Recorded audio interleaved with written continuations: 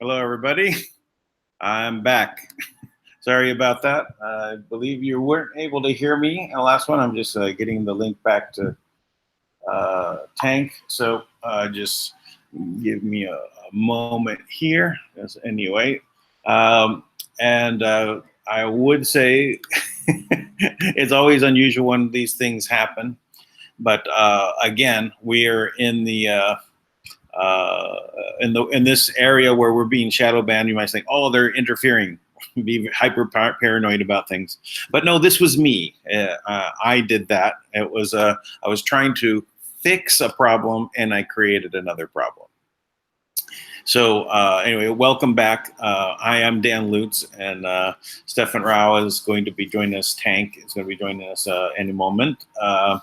I had to create a new event because what had happened was I had set up, because there was a lot of people complaining about being able to hear Tank, and I was trying to correct the problem by attaching speakers to my system, and then I could turn up the volume, right, because they're amplified speakers, and then the microphone would hear him louder, and thus make it easier for everybody. But what happened by plugging in those speakers, it actually disconnected the mic.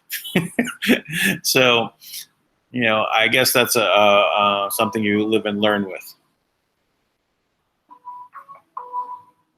Oh, let's see. Am I on the air? Hang on. Hello. Hi, lady. All right. Oh, okay. So it's the other one. So you're on now. Okay. Well, I haven't given out the. I gave the link to Stefan, the new one.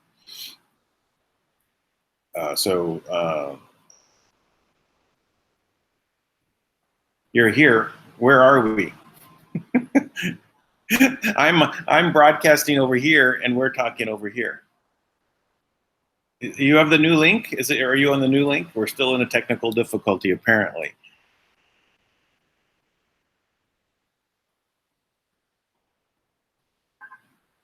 Okay, all right. All right.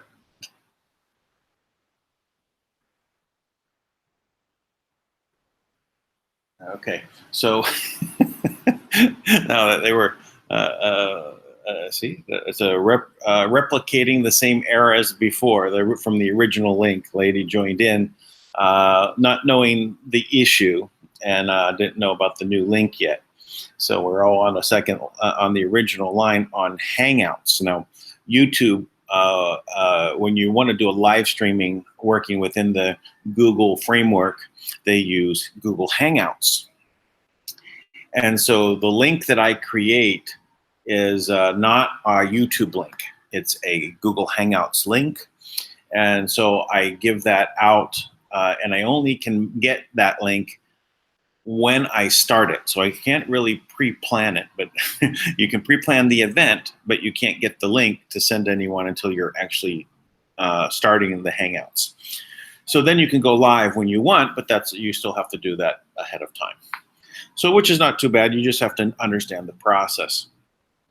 And I'm kind of revealing this information because I encourage you also to do your own broadcasts.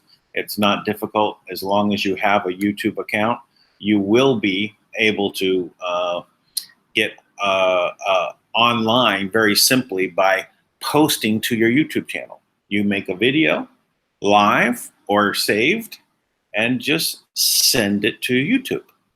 It's really simple. But when you start dealing with the multiple people on the call, that's when it can get a little bit crazy, right? Because then you have to work with Hangouts, and you have to understand how to make that event inside the YouTube space, how to look at the live streaming, and then so you've got like different areas inside the live streaming.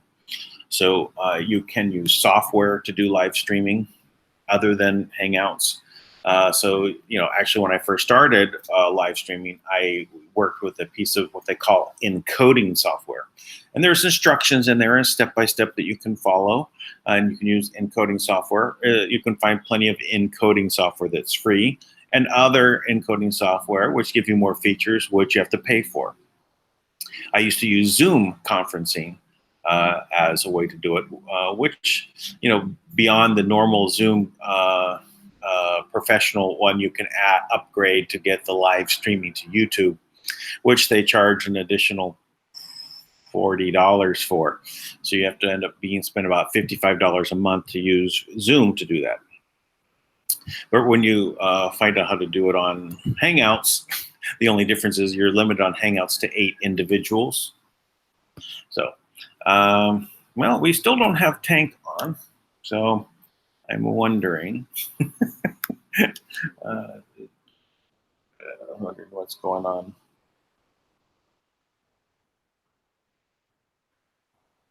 Let's see. They may have had the same problem as I did. I literally had to reboot because YouTube was kind of locked in. Well, this is one of the issues with when you're going live broadcast and things happen. If you do this ahead of time, then you're editing, right? You can just cut out all of these pieces. So what I'll do, here's, so did you get the new link? Hello? Oh, hi. Yeah, I think so. I'm on. My people say they can't hear you though. They still can't hear me? Really? Yeah, or if that was from, or was it from before? Because my audio says that I have volume, and it's showing registering. Hangouts is saying it too, so I don't get it. All systems go on my side. So let's see. I'm gonna jump on the link and we'll. Yeah. Try looking yourself. See if you can hear me. Otherwise. Yeah, I will. All right. Yeah, I'll let you know right now. All right.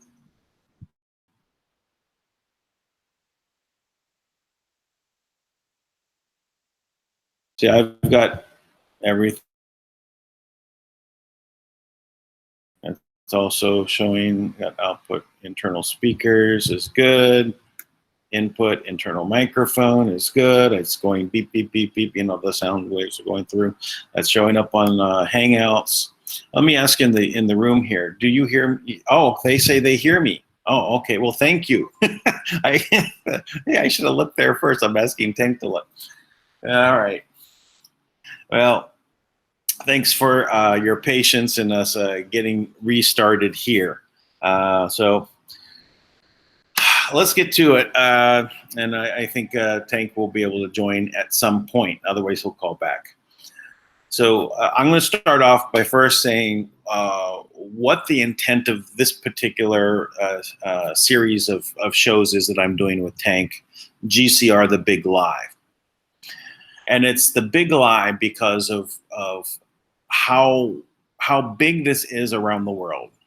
Now, regardless of the people out there, if you talk about Iraqi dinar, they will blow it off as a bunch of people they're dreaming, and it turns out maybe they're right? All your friends, and you've been trying to convince this is all real. Maybe they're right that it was not real. Now, in our defense, for those that have been participating in this all this time, we have been in good company. We've been in company of, oh, hello, Tank, how are you? Hey.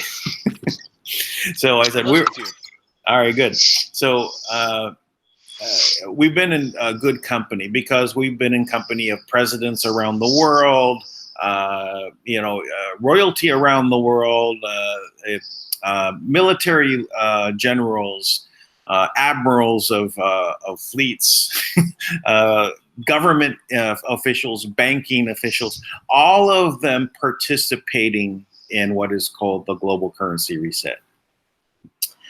And so this has been far-fetched from the beginning, right?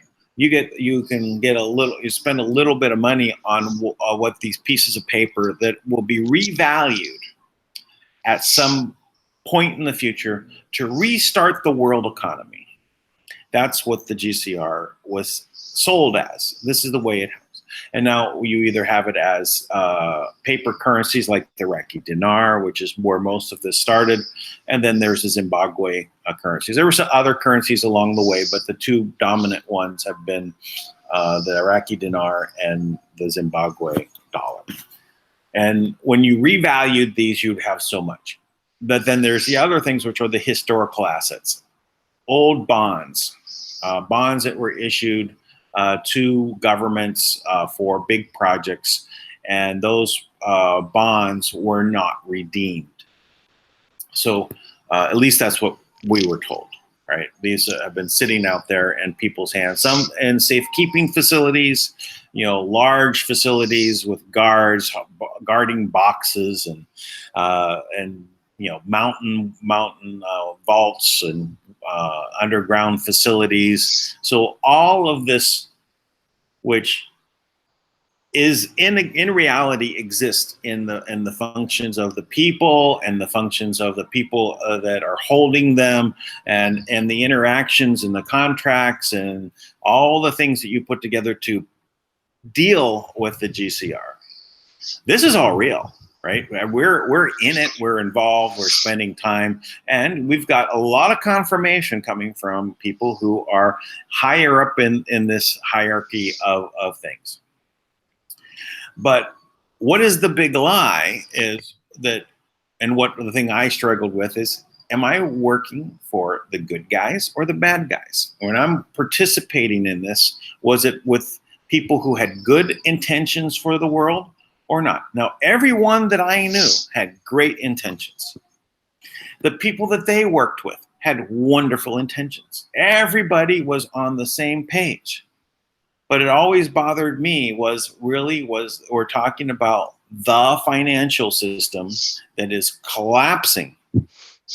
And those people knew it was going to collapse. They must have had a plan on what they're going to do. So why is it now that the good guys are now going to be in charge? This was the struggle all along for me. And because everyone I'm dealing with was of good heart, I believed that I was also working for the good side. Until you get to a certain point where this GCR that's supposed to happen, and I'm working with the Rodriguez Trust that was at such a high level in involvement in what it was necessary for it to do, for this GCR to happen, was the involvement of the Rodriguez Trust. And that they had money sitting in an account. There's some screen somewhere that someone could look at and say, boom, there's that money. This huge amount of money. Untold amount of money, because it's meant to pass through to everywhere else. So everyone's ready. for a long time. This has been this situation, but the codes are never able to move this into place. So even as the last time where it's like it comes to this boiling point where everything's supposed to happen, it's almost like the frog being boiled, right? And it gets to where it's really boiling, and everyone's ready to get out and get going on this, but it turns out that again the temperature turns down and it's just hot, not boiling over. So it's another situation where this just happened again.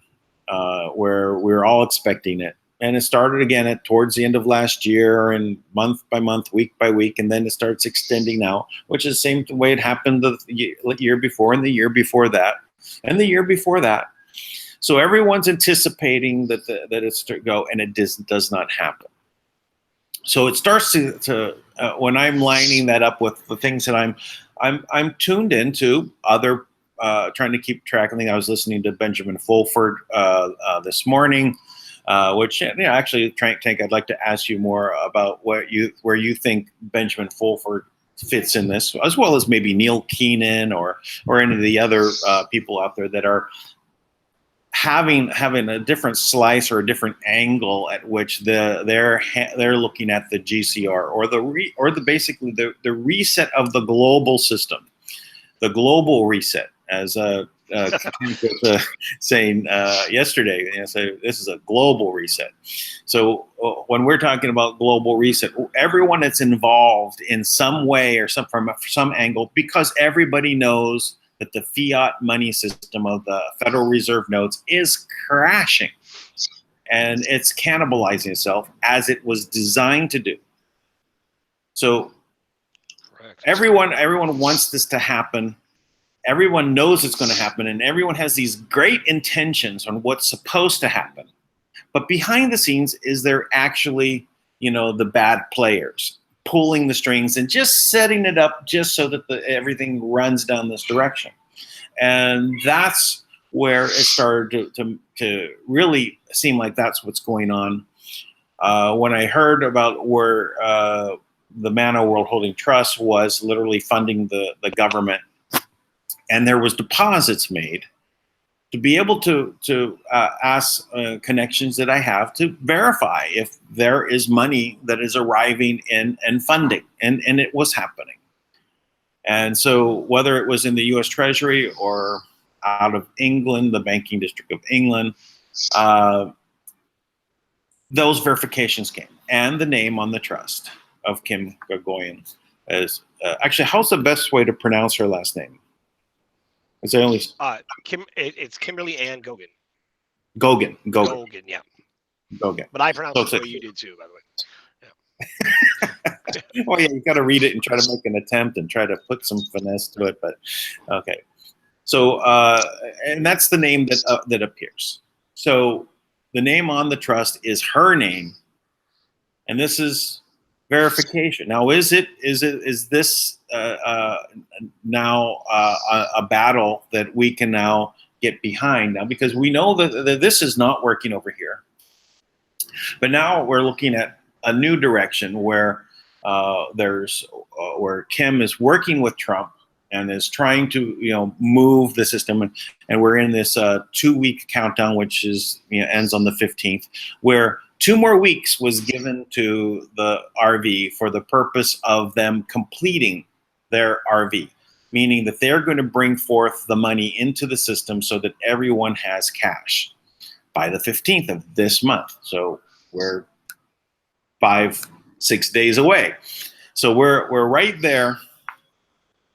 And so that's the reason for us to do this broadcast of The Big Lie, informing people that there is something going on. People must take action to get out the word that this is our time of us as doing our great awakening to really work towards, from our heart, a better abundance-based world, and stop trying to create or fund the system in a new way that's going to end up in our enslavement of version 2.0 or whatever version of enslavement where this one was going to be. I don't know, was it version 7 or how many times have we gone through this? Who knows? 16,000 years of it at least. But man, everything you just said, really, those are. I mean, everything we can expand on every one of those things because it's really important what you just said. So you take the global currency reset is such a solid, amazing event that is real. I guess and I think that's the thing. For a long time, I'm saying no, it's fraudulent. It's not real. And that's not true. Like you said, right? It's real.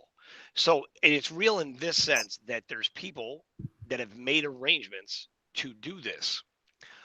The problem is the master planners. You always hear about the you probably heard about this. I think they're called the planners or the maybe it is the master planners, but I remember the global currency reset people who were directly involved. They were the historians for the global currency reset, and they were actually documenting, kind of how we got into this situation, and then they were recording the documents and editing them.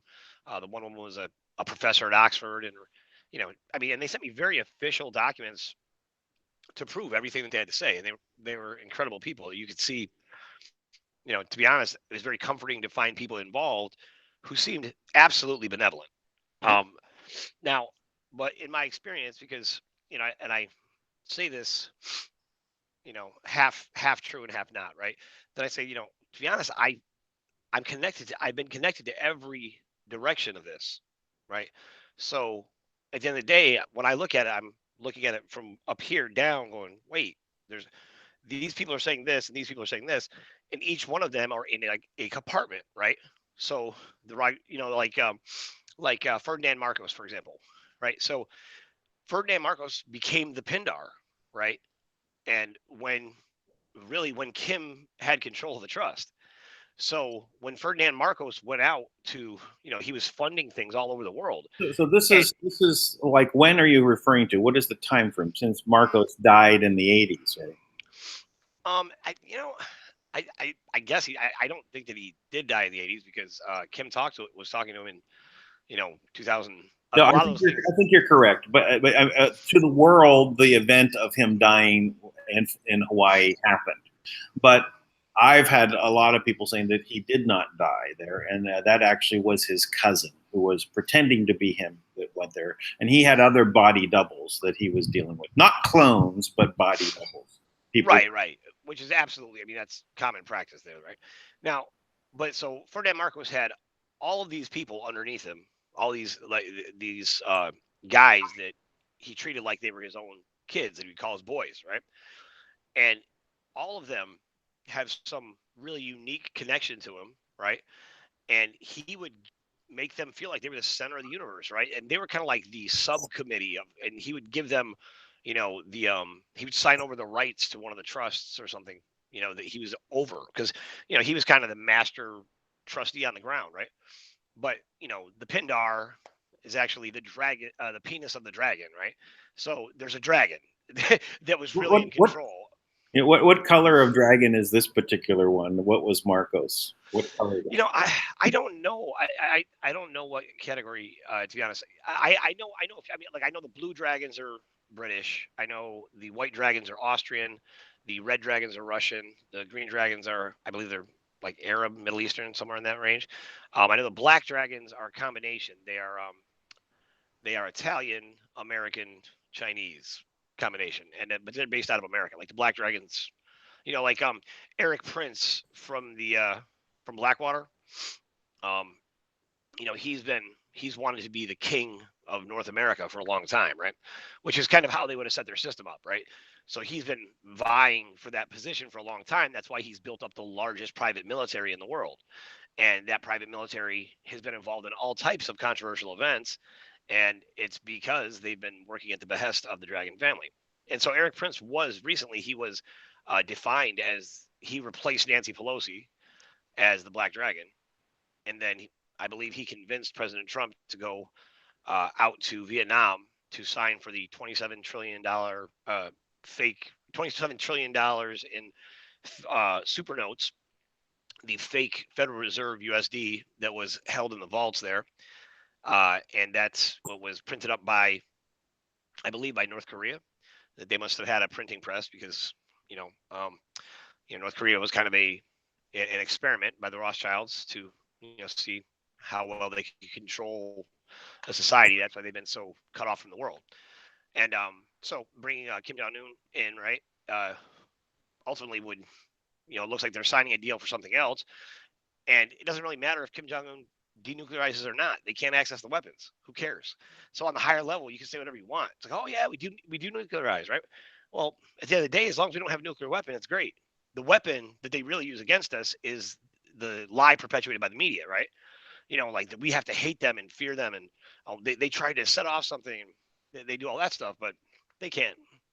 None of those weapons. The codes change on them like every 5 seconds, and none of them have that. So that's not going to happen. So, but the idea was to get President Trump out there, and to endorse all these Federal Reserve notes, and I guess that would be enough to validate them, you know, as legit, even though they had no backing, right? So they'd all be fake, and you'd be bringing, $27 trillion in duplicate notes into the system, right? And all that does is just help drain the system of any real wealth, right? So they have things like that going on all over is my point. So Eric Prince, he was the Black Dragon and he failed on his mission, but they've been trading out these people constantly, right? Here's the new Pindar, some admiral something or other, and then if you listen to Anna von Reitz, she's in control of the Catholic Church, and the trustees aren't bad people. They're just, the Rothschilds are good.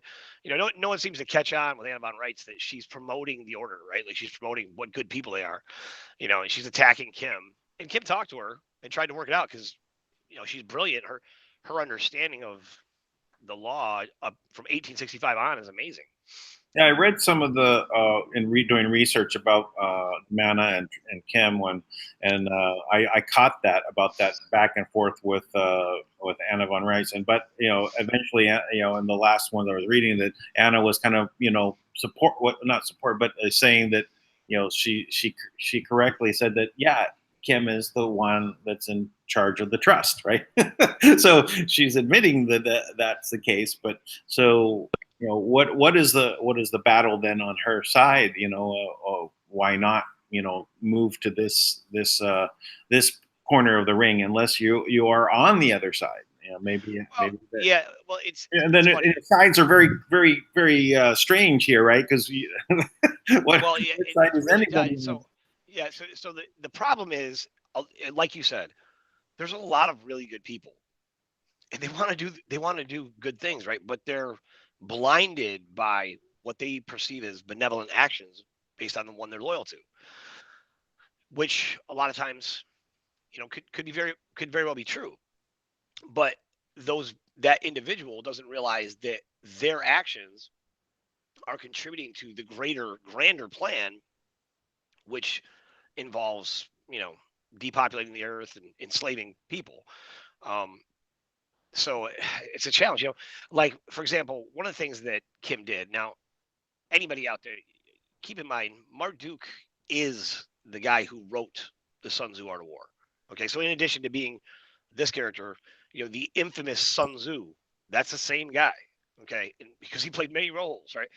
And he he schooled Kim in this, right? Because and so Kim is a master in the Sun Tzu Art of War. They will never out strategize her because one, she's connected to everything, and she tests off the chart in every single IQ area, right? So one of the things that she did is she has her own group of guys who protect her, and they leaked out information right through various channels. And what they did is they leaked out false information to different channels, right? And then when it leaks out to different channels, you wait and see who's going to talk about it, because whoever, you got somebody who looks completely benevolent, like Anna von Reitz, like, oh, she's nothing but help people and all these things that she talks about, and she'll literally put you, you know, in a trance with your head spinning in the amount of information she'll unload on you, right? And it's accurate, but it's not effective, right? So what happened was we watched to see where that information would show up. And so one of the things that was leaked out that was only leaked out to that one organization, it told on Anna exactly who she works with, because she's associated with FBI in Langley, right? And she's got an affiliation with them. And how do we know? Because we leaked information that way, and she's the one that talked about it, you know. And then but then later on it came out through, exactly who it was, who's this other fraud who's claiming to be, the boss on the trust and these things like that. So, but that's the kind of thing that happens, right? So, one of the hardest parts of what Trump had to do, and Kim has been really helping him with, is identifying who is for you and who's against you, because people can present themselves in all types of ways, right? And act like, hey, I'm for you. I'm really trying to help, right? And meanwhile, they have their own secret agenda, and they still aren't bad people necessarily. Sometimes they think they're really doing the good thing. They think they're doing good, right? And Yeah. I think that's really probably most of the time.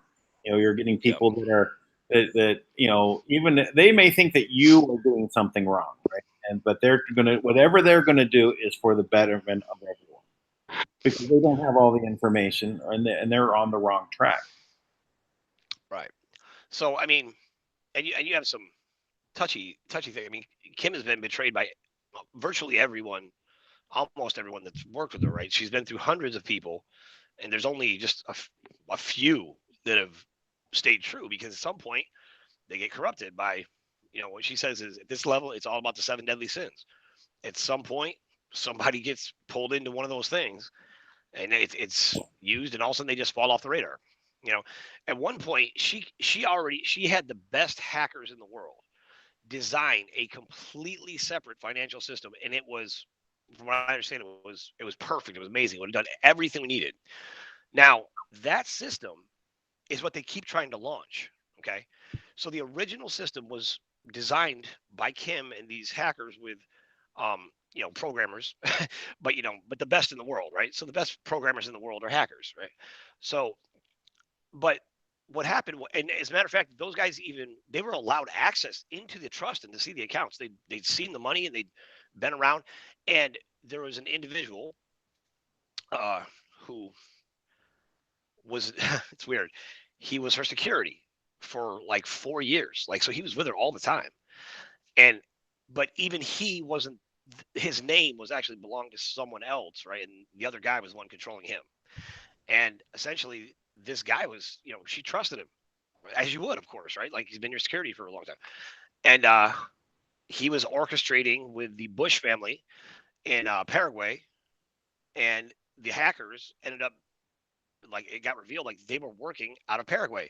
And so their whole goal was to take control and bring all the assets into the system and steal it and give it to the bad guys, right? Give it to the Bushes. When was this? When did this occur?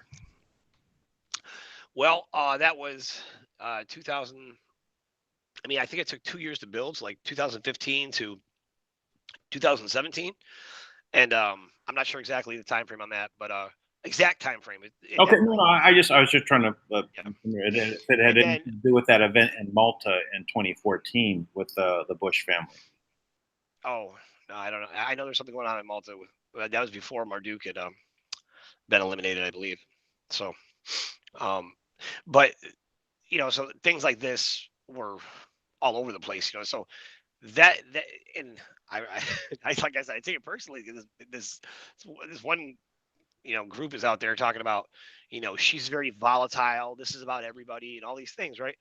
And they say that, but at the core of what gets to people, really, right? I mean, because even good people can be corrupted and caught up in something. It's about control.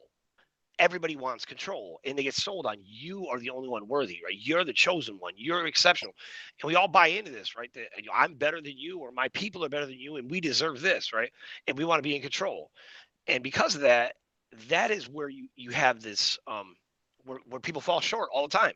Because if you're really acting in the best interest of the collective, so to speak, it doesn't mean that everyone gets the exact same thing, right? Like these communist ideals, right? That we need everyone to have the exact same thing. That's not the same, right? It's not the same as actually acting in the best interest of people. Yeah. People are unique. Their personalities are unique. They're exceptional and beautiful and horrible, and that deserves consideration as much as the greater good for everyone. That's why, whenever we talk about our projects, what I tell everybody is we will fund projects that act in the best interest of humanity, the world, like the planet, and the individual human experience. Because, you could drop a bomb on a country because you decide that those people are evil. And when we question you on it, you'd be like, hey, I was acting in the best interest of humanity, right? That's how they justify things, right? That's how they justify genocide all over the world. Like they believe that they are elite and they're exceptional and they have the right to do this. So even in their twisted version of ethics, this is justifiable, which is why we can't coexist in a sense, right? Like there's not really a compromise. So, I this is my favorite narrative. Like speaking of Ben Fulford, right? Like the brand new righteous ways of the cabal. They've all seen the light. You got this some Rothschild just married this a Rockefeller daughter, right? And it's magic. They're gonna rule the world. Right? Great. That's what we need. The people that are experts in enslavement and control, who kept everything from us, our real history, our real identity, our abilities. They've enslaved us. We need them in control. Are you kidding me? In a million years, if we let that happen, we deserve to be slaves as people, really, because it's not that way. What we're doing is we're putting these people who are no better than we are. They're no better than we are. They're not smarter. Now, and if you flip the script and you were to say, okay, let me take you and all of you in the cabal and let me subject you to a life where you are in a constant struggle to survive. So just the hierarchy of needs, you're constantly struggling. Then I'm going to drug you and I'm not just going to drug you in traditional ways like try to get you addicted. I'm going to drug you in the essential things in your life that you need, in your water, your food, and your air, right? You need them, like you're going to use them. I'm going to drug them. And what I'm going to do first is I'm going to make sure you never come to the reality of who you are by diminishing the length of your life. Because just over time, I mean, how many people like when you get to be 80 years old, you're just kind of starting to feel things out and really figure things out, and your body's breaking down. Like that's the plan, right? They have it set up so you work, then you save your whole life for retirement. Then you retire, and that's just about the time you get some kind of sickness that is very costly, right? Like cancer. And most of the time, people don't even, the cancer they think they have, they identify the cancer. And to be honest, you could cure it for, a couple $100, like, at a drugstore, at a nutritional store, right? But they'll spend hundreds of thousands, if not millions of dollars to do chemotherapy, which ensures you will definitely get cancer again. Right. And so then now you take all your savings, right? And your insurance company pays for a big part of it. And it seems like, oh, thank God I had insurance.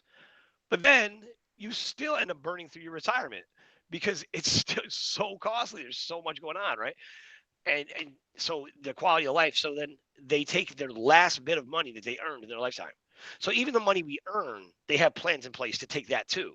Right. So I mean, they literally look at us kind of like the way, like somebody on the frontier would take an animal and they would use every part of it, right? Like we're gonna eat the meat, we're gonna turn the skin into a jacket.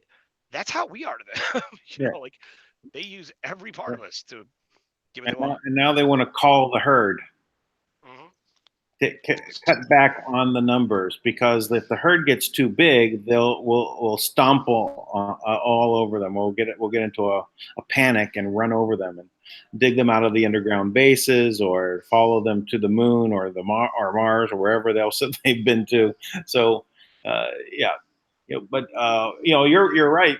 We cannot let them be in charge anymore. It's really about not they can. They have to be banned from holding any sort of power for generations. Well, yeah, and it's tough. It's trying to get somebody. Now, I will say there is this younger generation coming up, right?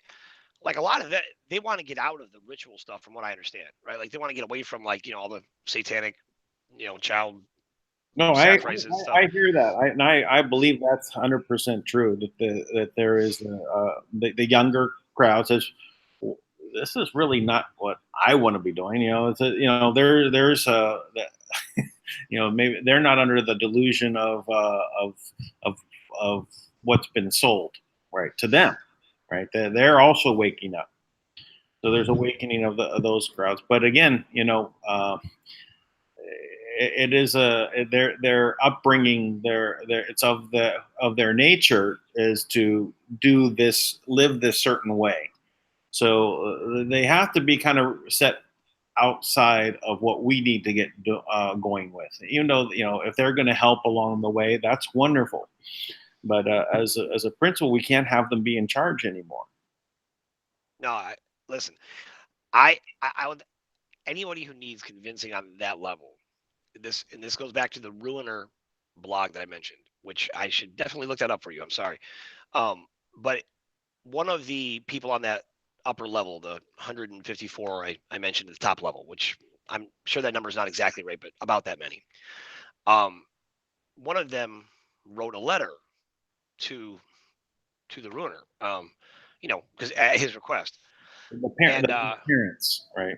yeah, one of the parents, right? And and they say Cassandra, but I think Cassandra is just a generic name that they use for these women. And so Cassandra, what she said was, I mean, the things that she described, you could feel the arrogance and the just the indifference about people. She's like we don't hate you, we don't care about you at all. She's like, we're like, we do what lions do, right? A lion eats all he can because he can, and because you don't even show any resistance to wanting to be slaves.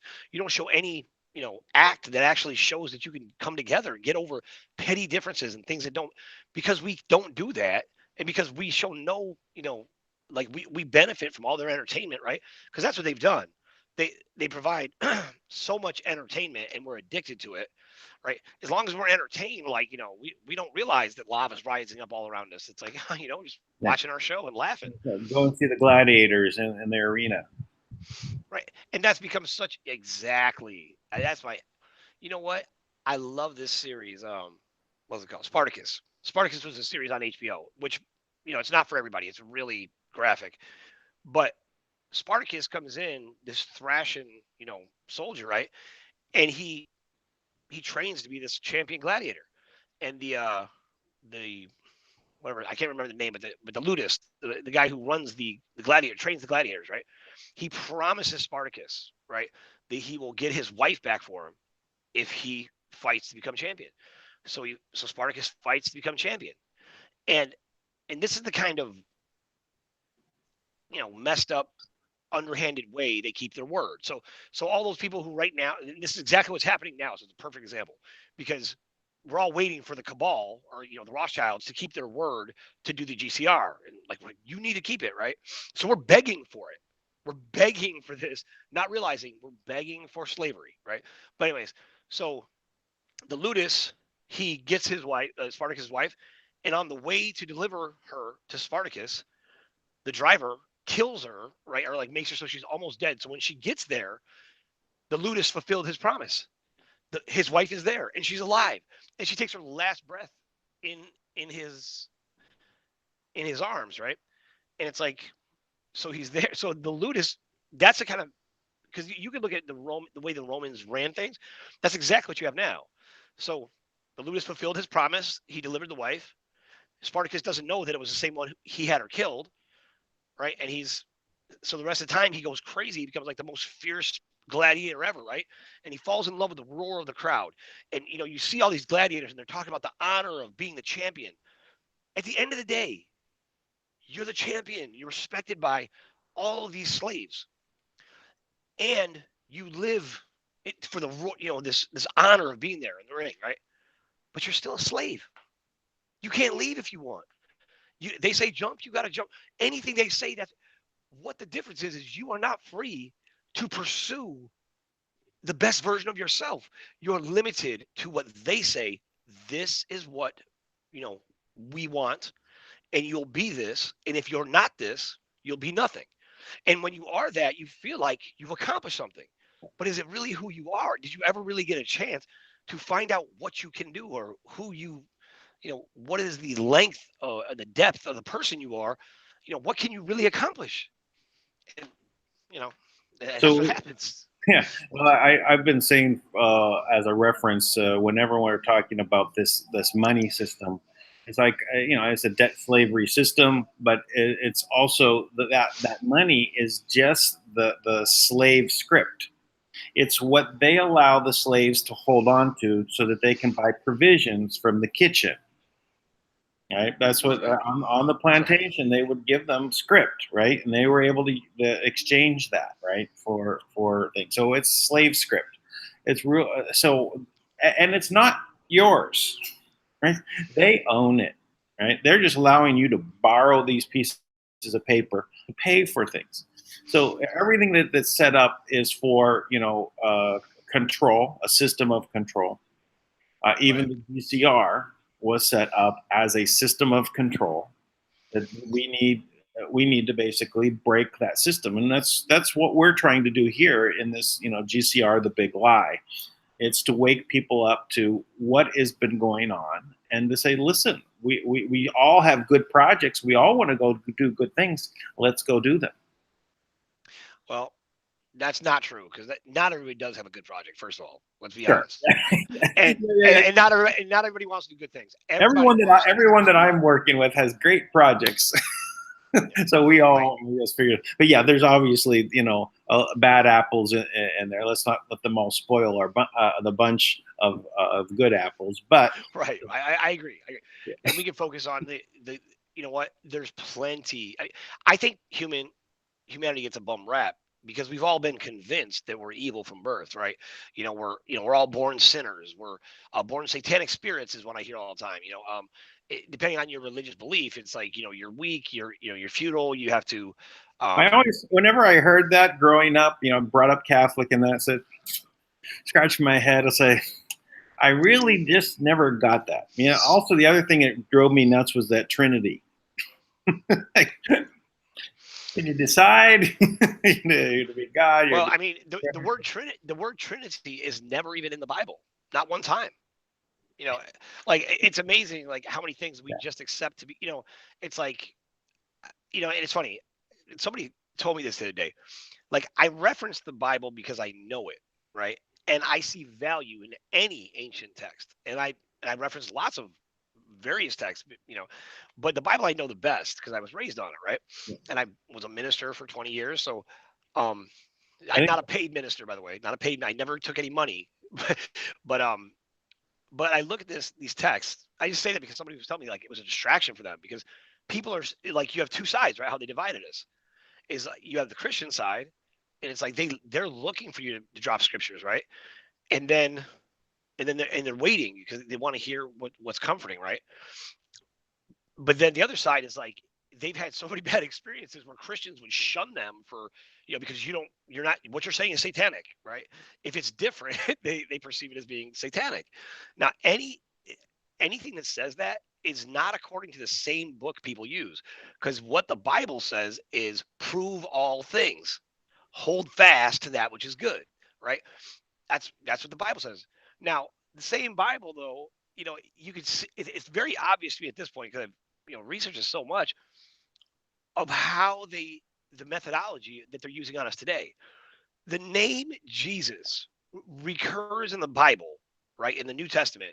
I mean, I forget what it is, but it's literally on every page multiple times, over and over and over and over again. Now, Jesus, during the time that he walked the earth, there was three languages, Hebrew, Greek, and Latin, that were commonly spoke where he was. There's no J in Hebrew, Greek, or Latin to this day. To this day. And the letter J in the English language came in like 1600. Matter of fact, the original King James version of the Bible, there's no J. It's like King James, So so you have to take it back to where did that name come from? What does it mean? Well, it means it's a Asus, right? It's Hail Zeus. That's what the name means. And at the end, you give credit to Amen Ra. That's why they say Amen. Yeah. Now they infuse those And things who was Zeus and who was Amun Ra? various gods in the order that hung out with Marduk. Was Marduk one of them? Or was he well, father? Or well, there is, that's the other thing is a lot of the popular rhetoric that we think is really righteous, like, the divine plan, right? So we'll refer back to, like, God's got a plan, trust the plan. So the concept of trust the plan, this is why I'm so down on this, is constant, right? Trust the plan that the White Hat's put in place. Trust all these different plans. Now, think about the idea of, I'm going to follow these exact rules, right? Trust the plan. That means that if something else comes up, if a new, obstacle comes up, you don't adapt, you stick to the plan. And that's what you're seeing right now, because the one who organized the plan is dead, right? So everyone, all these other guys, they're all following their section of the plan, right? And they're waiting for instruction. And they really believe that Marduk was a god. They believe he's going to raise from the dead. I mean, people in the government believe the Rothschilds are gods. I mean, they've told them that because they've had access to technology that other people didn't have. So people were terrified of them, right? And they were so scared of them. That's why, if you were in these kind of inner circles, right, you would be, you would think like you were really in the know, right? You know what's going on. And because you know what's going on, you keep everything super low, hush, and secret. And in doing that, you thought, because I'm in the know, and then you think you have to keep their secrets. So when I came out and started, and General Dunford is one who gave me these instructions, I put out intel from every source I got, which I would get intel from everywhere. So I started lining it all out for people, showing you this is what these people are saying, this is what these people are saying, this is what these people are saying. They're all saying the same thing. And in reality, what was happening is the Chinese elders would have a meeting on Thursday mornings, and I would get the update right from the meeting, from the chat room, like somebody gave me. And every piece of disinformation came out of that meeting. And all they did was they just threw out a general disinformation piece, right? Mhm. Then people like me and others, right? I would take all the other intel I got, and I would come up with my puzzle that this is what's happening. I figured it out, and I'd report it. Now that's what they're doing with Q, right? Same thing. Like they're pulling the pieces together and saying, "Oh, this is what it is." Now, so I get that. I love that, and I'm good at it. I remember calling like commanders, right? And the white hat commanders that I had were a couple of my contacts. And I call them up, and I'd be like, "Is this what happened?" And I break it down, and they'd be like, "Well done," And they give me some like cool thing where I felt like, man, I just cracked the code, right? But in reality, they were just fueling the disinformation, Mhm. right? And I don't think they were doing it on purpose. I think they thought that was right. Yeah.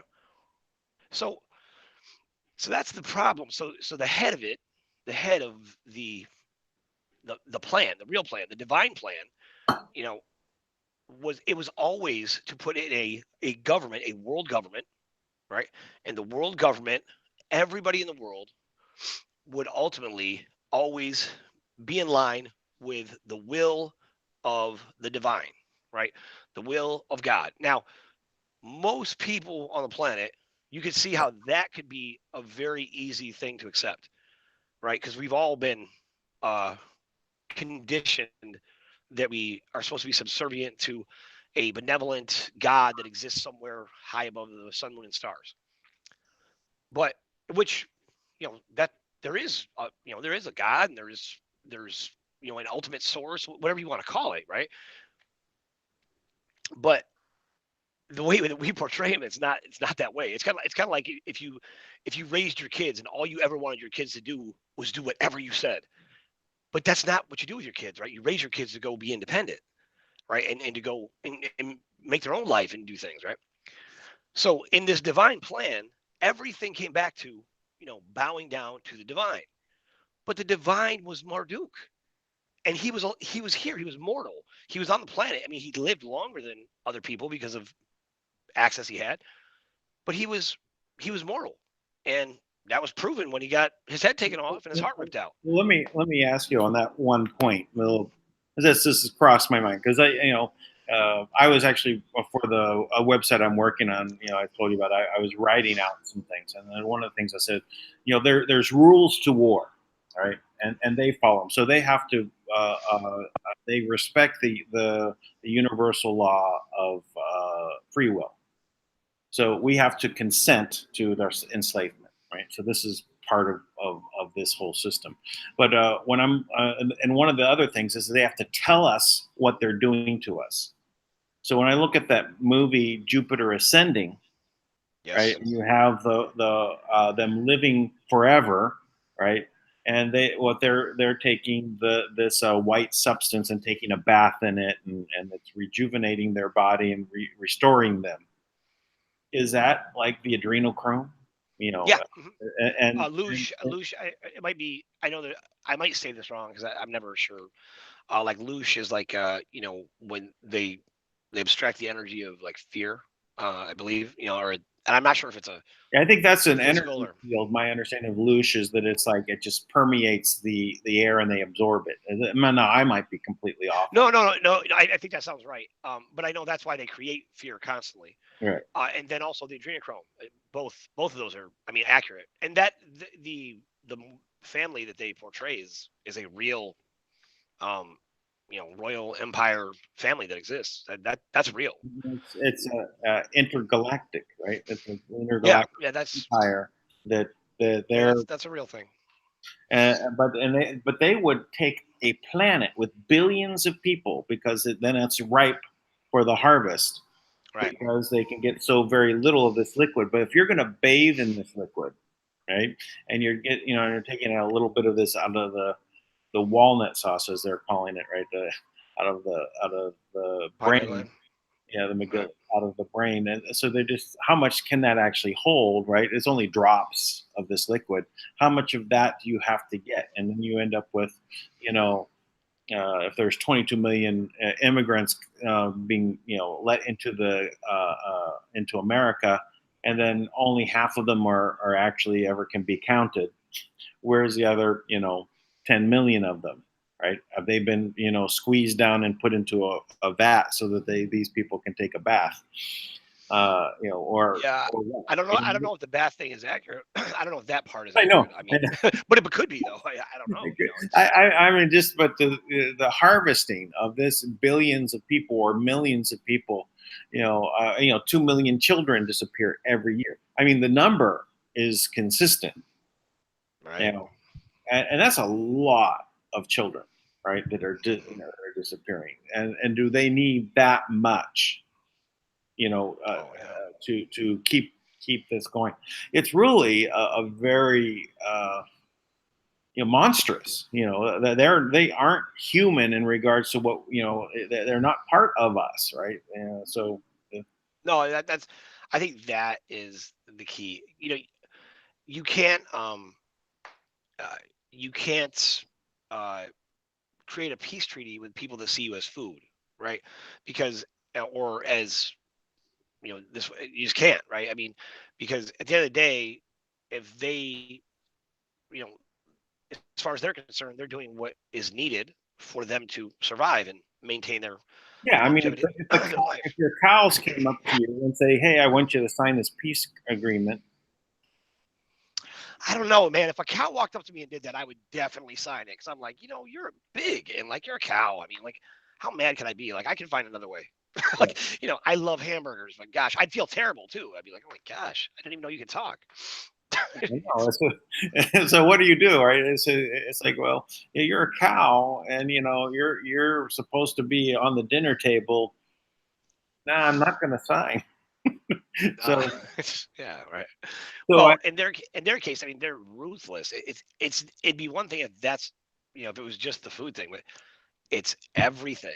They think they have the right to devour every aspect of our being. They don't care about our soul or our all the lives. energy, all the, I mean, but what is in us, our potential of what we can aspire to and how we can ascend up and become what we are as a race, as a people, as a vibration with throughout the galaxy. We can expand and be a positive force for all of everything.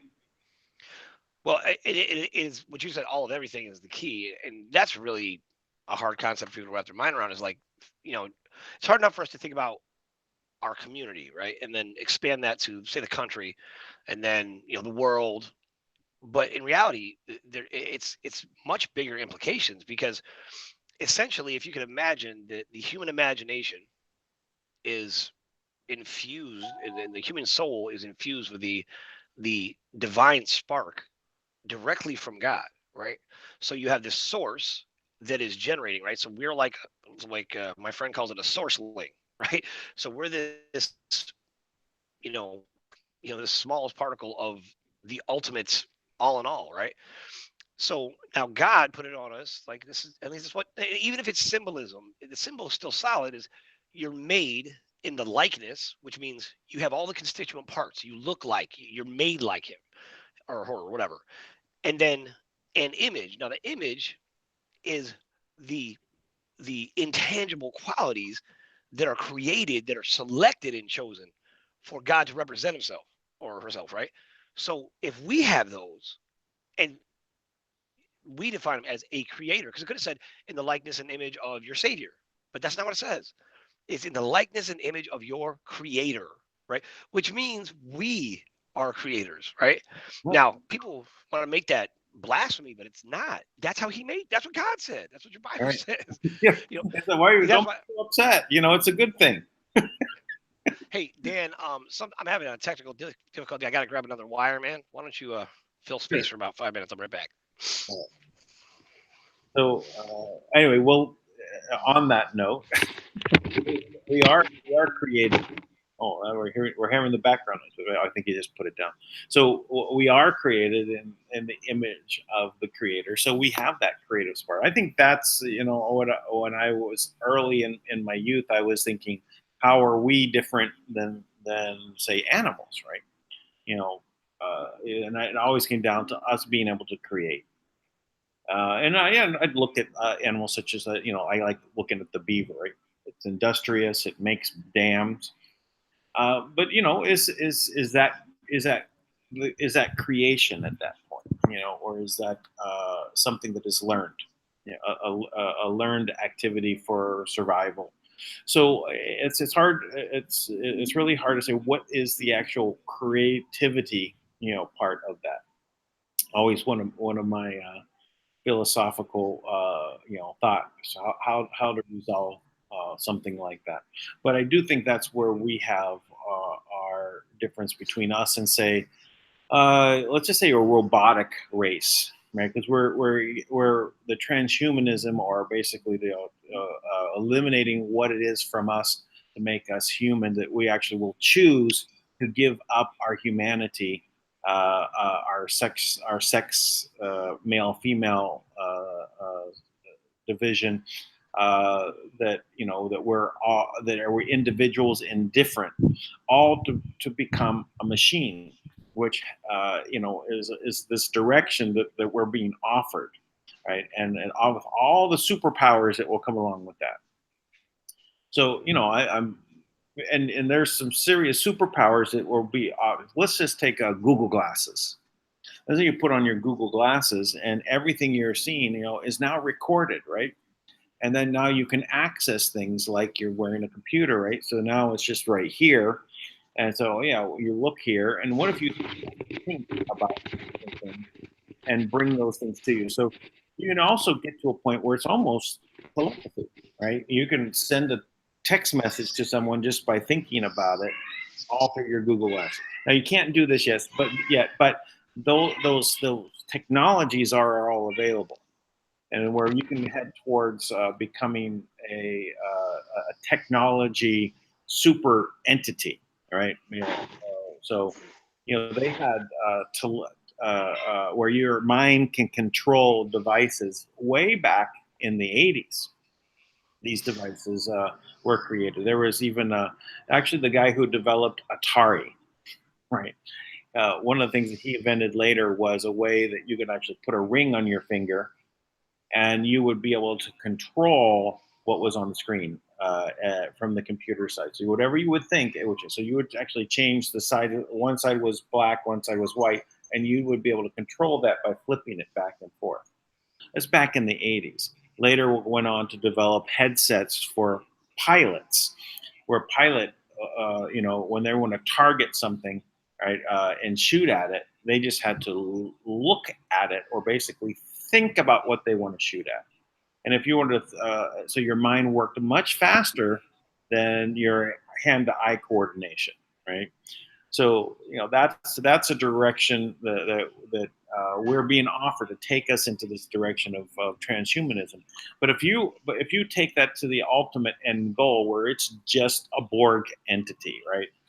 There is no creative spark, right? It's all about the collective and the mechanics of what went on. Once that's set in place and it just goes on, there is a direction and path that technology will lead to. But what is the ascension to that? It ends, right there. There's an end of the road. It just is what that is, and maybe that's a lot of what we're dealing with other races that have gone down that line. I don't know, the gray aliens, for example. They seem more like they're just doing a service, right? They're going through a process. They're trying to learn, but are they creators? There may that maybe. So welcome back, Hank. Yeah, I think the gray aliens aren't they biotech? Aren't they like Yeah, I just think that more or biological? less they're biological robots. That's just in essence, we are already creating organic, 3D printed uh, nanobots, Yeah, right? So we're I just mean, taking molecules and putting molecules together and having them act, but they're organic. So they have a I different know. a different foundation. Yeah. No, you listen to Elon Musk. I listened to an interview with him, and you can tell like he's totally bought into the like being. He's like he just wants to be one of the top Borgs. Yeah, but it's the hive mentality, right? That's very much a reality like that you see because like when Kavanaugh was being tried, I just I never got so engaged in a um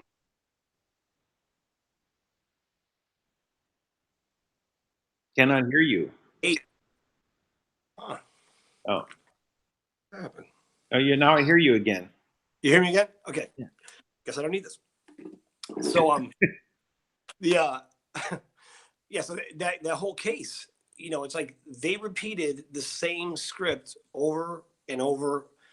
And it was like, were all of you moved the exact same way by this woman's testimony? Because the things they said were like they were personal. Like, how did we all repeat the exact same personal feeling we had? Word for word. We're like, after hearing the compelling, emotional, amazing, it was like, really? It wasn't that compelling or emotional or amazing. It was 30 years old and you can't even verify it. And robotic. Yeah. And I mean, the emotion I got out of her was pretty much a mask, the way I saw it. But but the hive mind is part of this. Oh, there is an excellent series just started on Edge of Wonder. I don't know if you've seen that channel, YouTube channel, Edge of Wonder. It's very good. They just did one. oh, I know those guys. Yeah, I know Yeah, you guys. on communism and the foundations of it, and how that it's really just part of an extension of satanic worship. That's exactly what it is. Every which way you come at communism, its roots are out of satanic worship. Even what Marx was doing, Lenin, all of it is about how the satanic system should work. And it's a hive mind, right? It all goes back to the top, right? Whoever is at the top is the one. Looking back in the Star Trek with the Borg, right? You had the hive queen. Right. But what Exactly. was the thing that actually was defeating the Borg along the way, right? They had where the one that became had his individuality restored to him. I know there was a woman who had that happen. I don't know I don't remember the guy, but I remember the female who was like the character. Like she was still Borgish, but she was like, she was still connected to the Borg somehow, but she was an individual again. Like she came back. Right. Yeah. Well, there was another one prior to that was on Voyager, right? But on the Star Trek Generations, they had forgot what his name was. What meant like one, right? So back to Neo and the one, but it's not. He was reinserted back into the collective, and that became like a virus. They ended up finding their own little like null space in the continuum, that was there that they could like go and be individuals, hidden off from the rest of the Borg, and that became an internal struggle. Yeah, it's so weird. Like that is I mean, this stuff is like all this like crazy way out, like sci-fi stuff. I mean, now we are like nerding out right now. By the way, this is like we're like telling on ourselves, but I mean, you look at the old Star Trek, even with like Captain Kirk. I mean, they go down to the planet. They had an iPhone.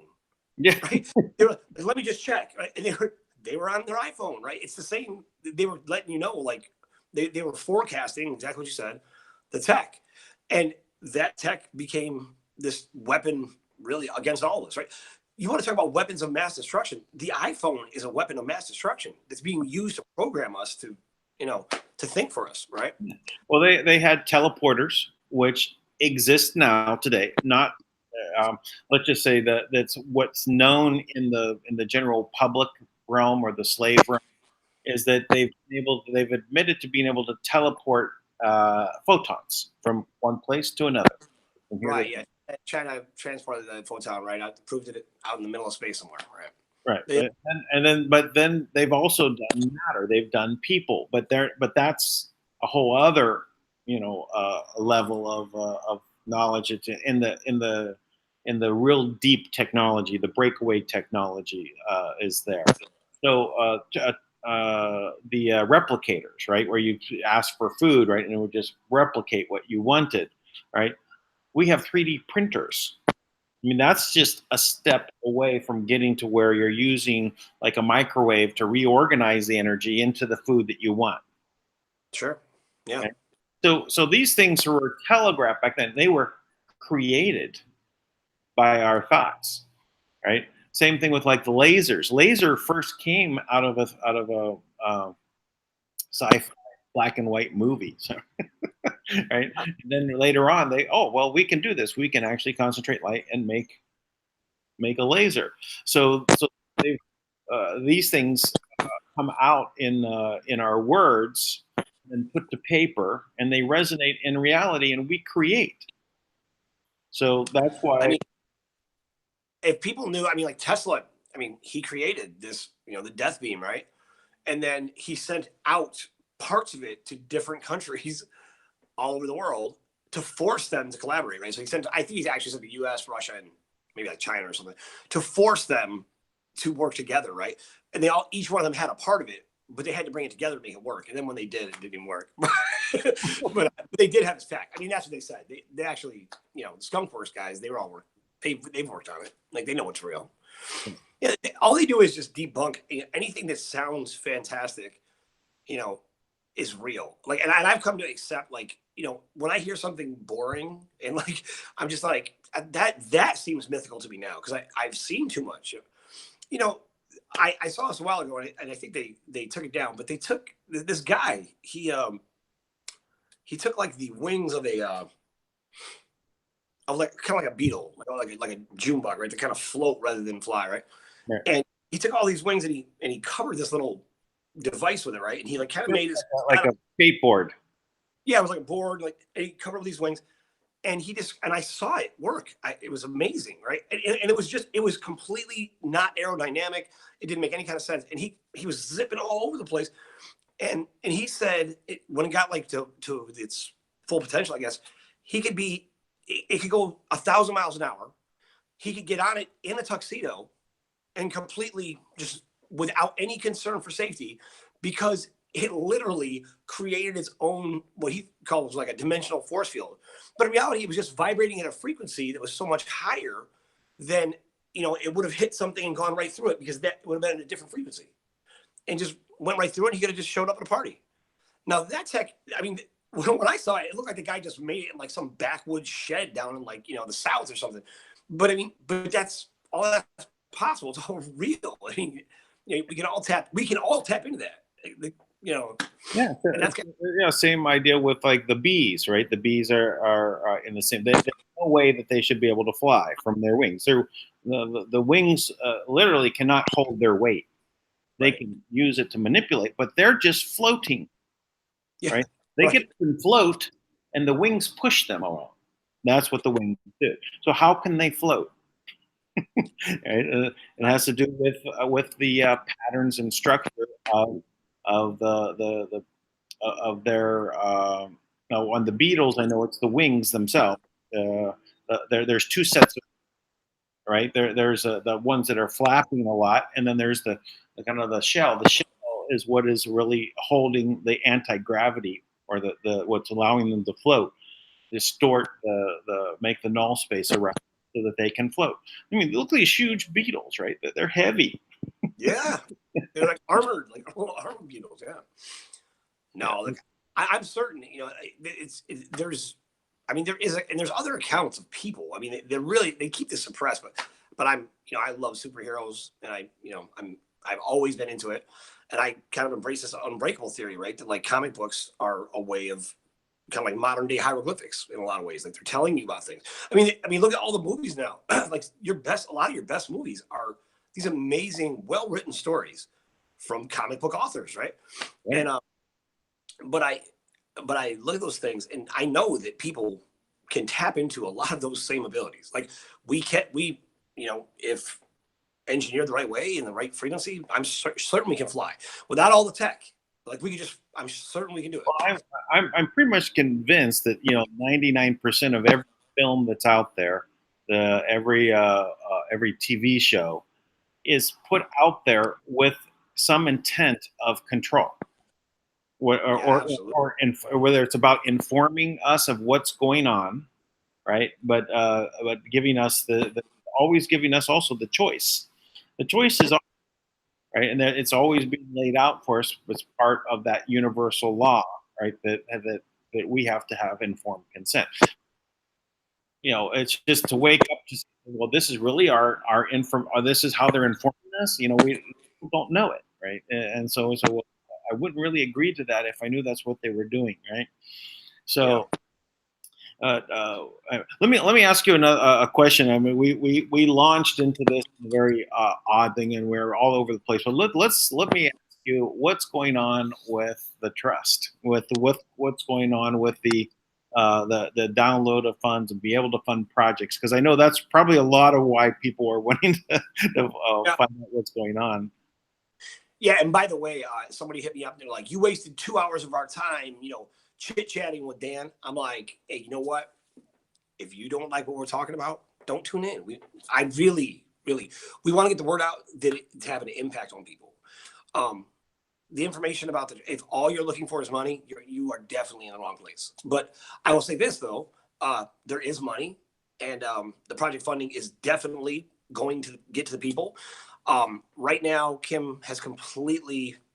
She told me that she was working on deposits, and everything was clean as a whistle, meaning no one was able to access it. But it hadn't cleared in the account this morning, which means there was a virus she missed. Now, if you caught any of Thomas's show, they revealed that there was these 37 different organizations that were allowed to see the transfers and things like that. So what they would do is they would target from those 37 different organizations with various viruses. So as the trust would release something that they couldn't touch, when it would hit the account, there's like this window or like a second where they could do something, and they would launch all these viruses on, however they work, I don't know, to target, right? So and what they discovered and all these organizations, by the way, have all claimed they're working with us. So just to let you know the kind of jack rabbits these guys are, that they just don't tell the truth. So what Kim did is she shut down all of them, so they can no longer see anything. So now they're literally just blindly kind of throwing viruses in and trying to figure out ways to manipulate the system in any access point they can. Like I said the other day, Steve Mnuchin, this guy how he has any access to the White House, I have no idea. Well, I have an idea, but the fact that he hasn't been removed is ridiculous, right? But he goes in with the NSA to the White House and corrupts the terminal that's there in the White House. Now, last I knew, that terminal was in the Oval Office. And that's not to say that what I was told is, does President, I asked if President Trump is being bullied, or is he complicit with what's going on? And I was told he knows what's going on, but it's being done to him by the deep state. So, everybody has a choice to make. I could make allowances, which I did. I was like, he's in a tough spot. And Kim's response to me was, aren't we all? Which she's right. So, but that's the kind of thing they do. So they must have just kind of blind threw out some things. So Friday, there was some kind of virus she missed. And then when it didn't clear, she told me this morning, she doesn't see anything, which I've never once talked to her that she didn't have the answer. I mean, because the diagnostics is so thorough that you can identify what it is, where it came from, who issued it, who was at the terminal when it happened. I mean, all those things. So it's the first time I've ever, I caught her twice today. Part of that's probably she didn't want me to put it out live, So I can imagine, to be honest, she could have just broken through and just not told me because we're doing a show. Mm-hmm. And she didn't just shut out the bad guys so we can broadcast it everywhere. So what I would say is I have zero doubt we are, days to weeks away from fully winning this, because what their plan is an inevitable failure followed up by, some kind of disaster. That's what they'll do, right? So what I expect is that we'll come through first. And when we bring funds in first, I think that will save a lot of people's lives, because everyone's going to realize that, well, they did it. They brought money in. They're already funding projects, right? And that will hopefully wake people up to realize, like, we can do that now. And then there's the GCR crowd. It just looks ridiculous when your banks are insolvent, your government doesn't have any money to pay their people, because as far as I know, Kim's not paying them again, because until they're with us, right? So they're definitely not getting paid before the 15th. I mean, as far as the actual funds, right? Because, I mean, you can only screw people over so many times before it's like, why do I keep giving you money and you won't even let us pay our people? I mean, like, I've got people working for me all over the world for nothing, just on faith, which I'll make sure they're taken care of. But, that's tough. That's a hard situation to constantly put people in. And, I think about this with President Trump, because one of the benefits we have with him is that he's a businessman. He understands you take care of your people, right? Because they're the ones that take care of you. Like, he gets that. So this has got to be hard for him. And I don't know what they're doing that, I don't know how they're manipulating the situation, but I can tell you this: it's not part of the plan, right? In the plan, I guarantee. I'm pretty sure that they still, in the plan, it's there in their plan. Well, let's I see it that there's two plans. We've got the QAnon plan, which is, the military that supported Trump to get him into this position. They're trying to unseat the deep state. And then there's the plan of the experts, or whatever this is that Marduk had put into place. We need to define these two plans, so what we're talking about when we're discussing the plan. Yeah. See, now I'm talking about the same plan. You think they're different. I think they're different. Just for the record, I don't think they're different. What I think is they've convinced certain people they're different, right? Because they think we're doing the right thing, right? And what we're doing is we're saving the world by changing the government, bringing the GCR. When the GCR happens, remember the legend? Here's how the legend goes. Millions of people will be arrested. They'll be taken down almost instantaneously as the galactics fly in, and we eliminate all of our adversaries, and then humanity reigns supreme. Like, this is the story. Michael Cottrell, who I called him one time, man, that dude was the meanest man I ever spoke to in my life. I was like, what is, man? I'm like, we're waging a law. It was because I was waging a lawsuit. So he was so mad at me, because he works for the Chinese elders who are controlling Wells Fargo. So the last thing they want is somebody who actually has evidence to go up and sue these people, right? They don't want me to mess up the plan, right? The admiral, right? This guy. I remember when I started doing this lawsuit, I was going after everybody. So somebody, to get me in trouble, they texted and called the admiral like 400 times in one night saying they were Tank. Oh, this is Tank. We're going to come get you. This made threats, and instead it was Tank, right? So the admiral's protected by some, some formidable guys, right? Like former agents or special ops guys, right? So they like sent out threats to let me know, like, they were coming to get me, right? And I was like, that wasn't me. I'm like, and that's the problem. Aren't you guys the CIA and intelligence? Aren't you the most formidable? Don't you guys have access to everything? You couldn't do a simple search to see if that was my phone, or call me. my number's everywhere, right? It's like, please, like enough. Like, you're gonna waste your time taking me down when you're being controlled by people who are killing babies and eating kids. Like, get your priorities straight, dude. Yeah. I can't stand these guys. It's so ridiculous. Well, I'll say that I can agree that they could be the same plan, but I see them as different because the way my friend had explained it to me, and he would talk with some of those generals, and he would have that conversation, and this is something that we've done, outside of them. Now it's like it's kind of like they're all part of the plan, but they decided to make their own plan and pull away. Now, was this part of the plan? It could be. So I'm not against that being a possibility. I'm just saying the way I see it, that there is that QAnon plan is that military group that decided to pull it. Now, if it is part of the bigger plan, of the whole system plan, to another form of controlled opposition, it very well could be. But anyway, that's how I want to define the definition between them. So the military group that pulled away, we'll call them white hats, the white knights, the different group. I've worked directly with people, the original people who filed to the grand juries to reinstate the republic, right? I've talked to them, and I know what they were part of, right? But they were very low on it, and they were brought into that movement, right? I talked to people in very prominent levels with the GCR, right? They were actually editing the documents, had all the original paperwork, were recognized as part of that movement, right? And they reached out because I was asking to talk to people actually involved, right?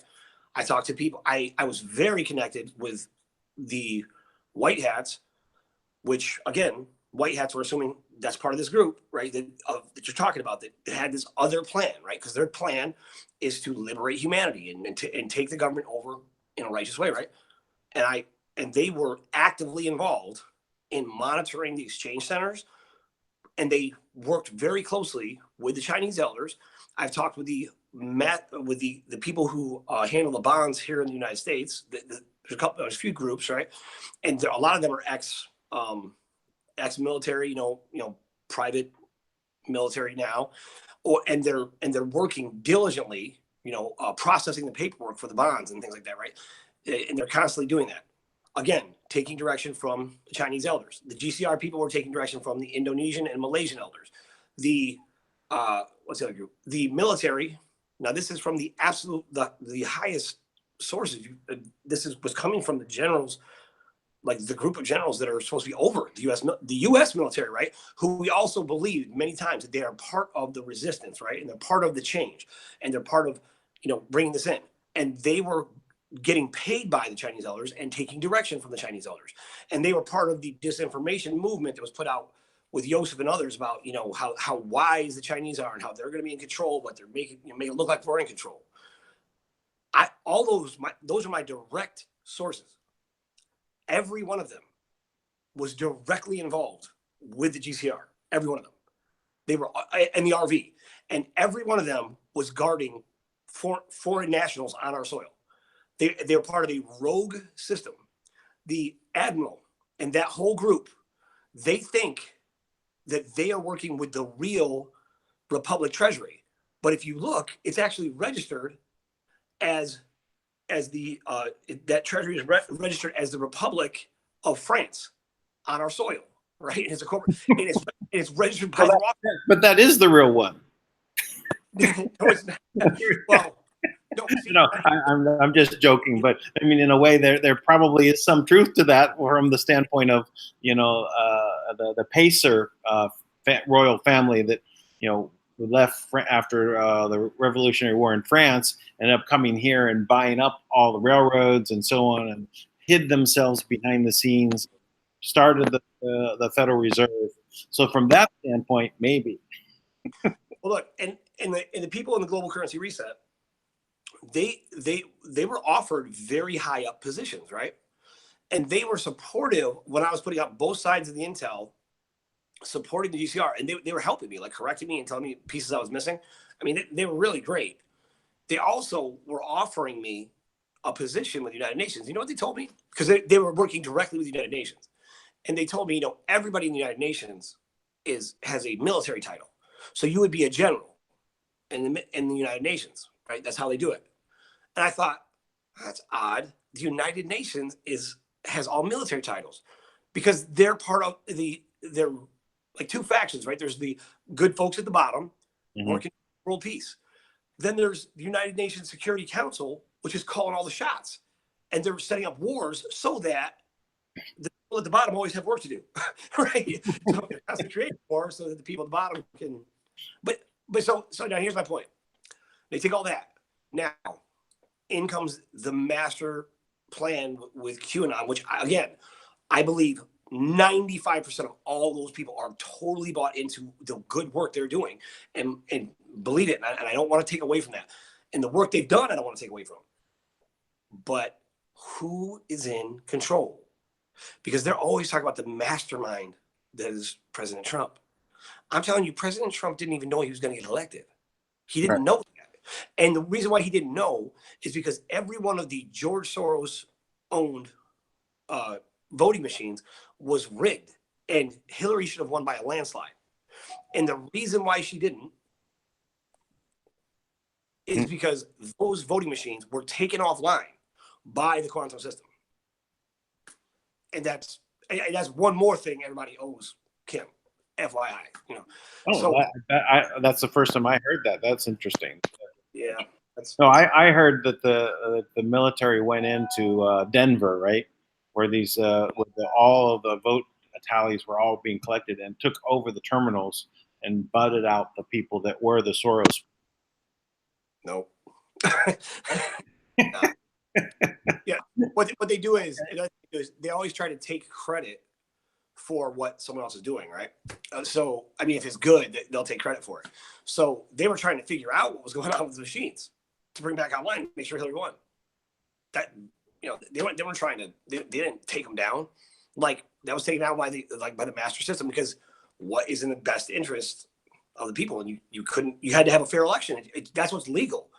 And matter of fact, right in that in-between state, in between, when Trump was elected, I forget what it's called, but the dead state when Obama was still there, he passed a law to try to go after, the culprit, whoever did that. So he passed a cyber law that actually came back to haunt him, because the cyber law is saying, if you used cyber technology to influence an election or to influence the finances, that you could be prosecuted for treason, right? And he thought he was slick, right? He thought he was slick because he was going to use that to go after Kim, but in reality, he set himself up, right? And that's still there. That's still an executive order, because all these jokers, that's what they're doing. They're constantly using cyber tools to take us down and commit treason against the government. And they're a private organization, and everybody who is kind of aware of that side of it is really they're guilty. They're liable. It's this mirror that they hold up, right? And it's like they're reflecting back, and so they're just saying against you exactly what they're doing. But it's as though it's only to attack you, but they're the ones that are doing it, right? So they get it. So all right, well, so we have Kim is moving forward, but it's not ready yet. I'll cut back to there and say, okay, we're still what else can we do right now to move this forward?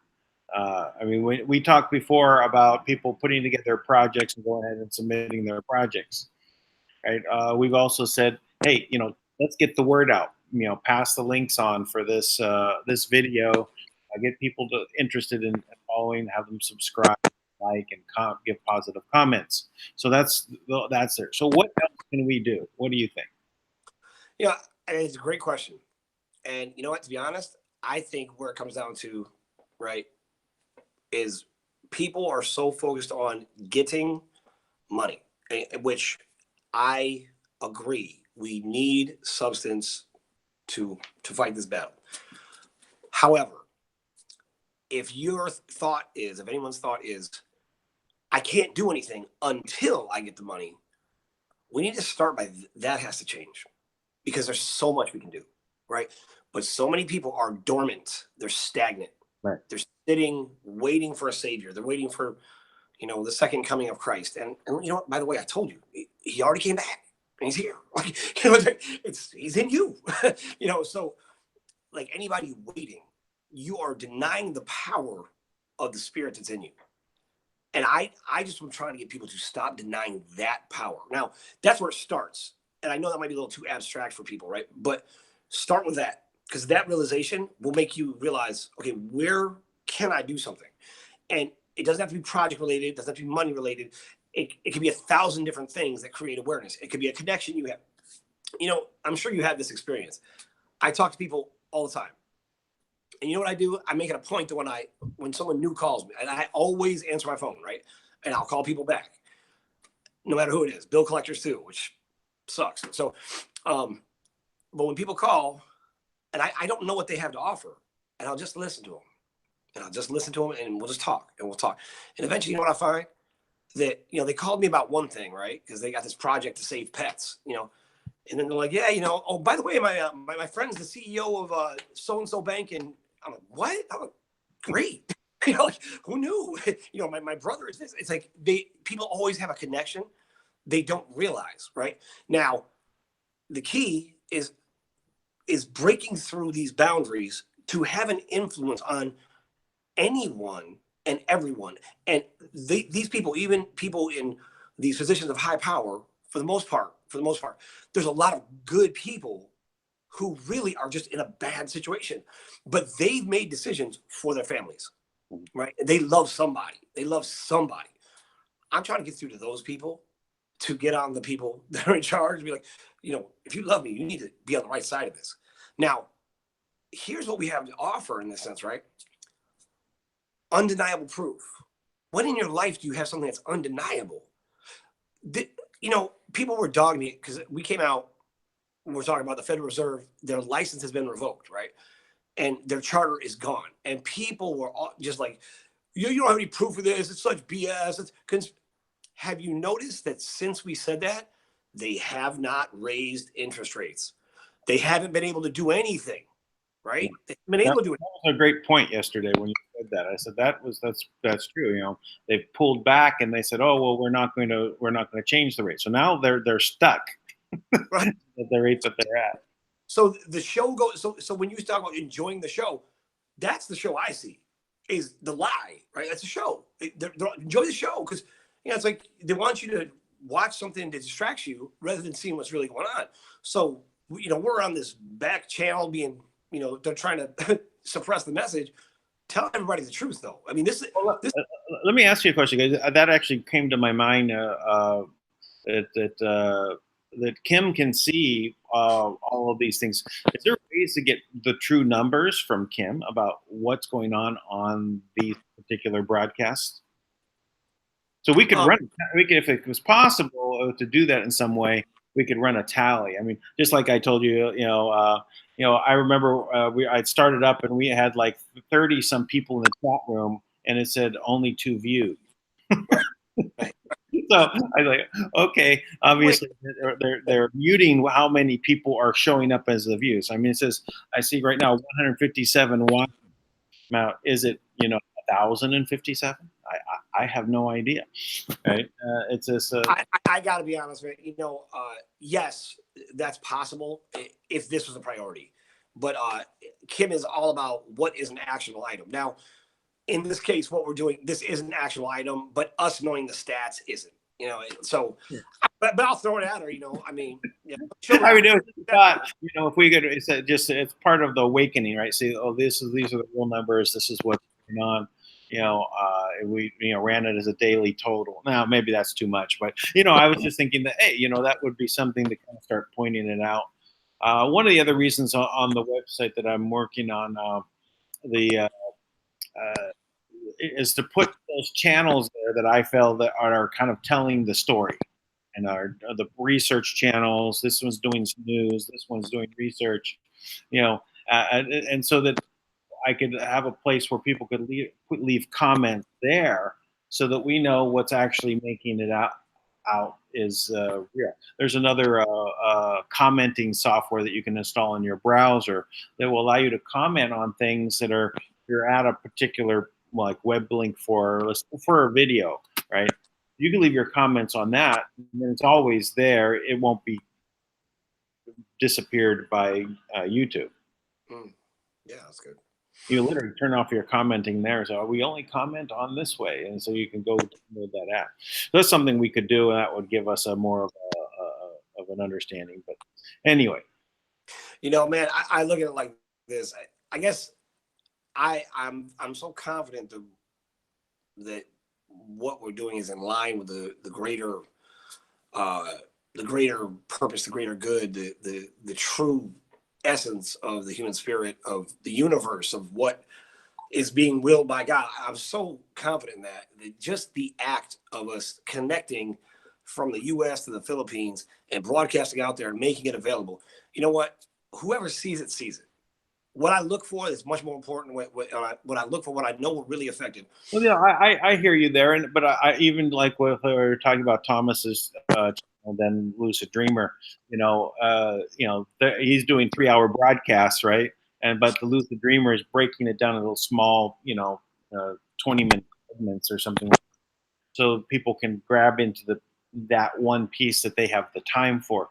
So I mean, we can kind of handle that also if we do like the update and we first come on. I mean, today was a very all over the place because of the technical difficulties, but if we normally come out in the first 15-20 minutes and lay this out and then go into more of the conversational piece, that might be a little bit better to keep people the information they need, right?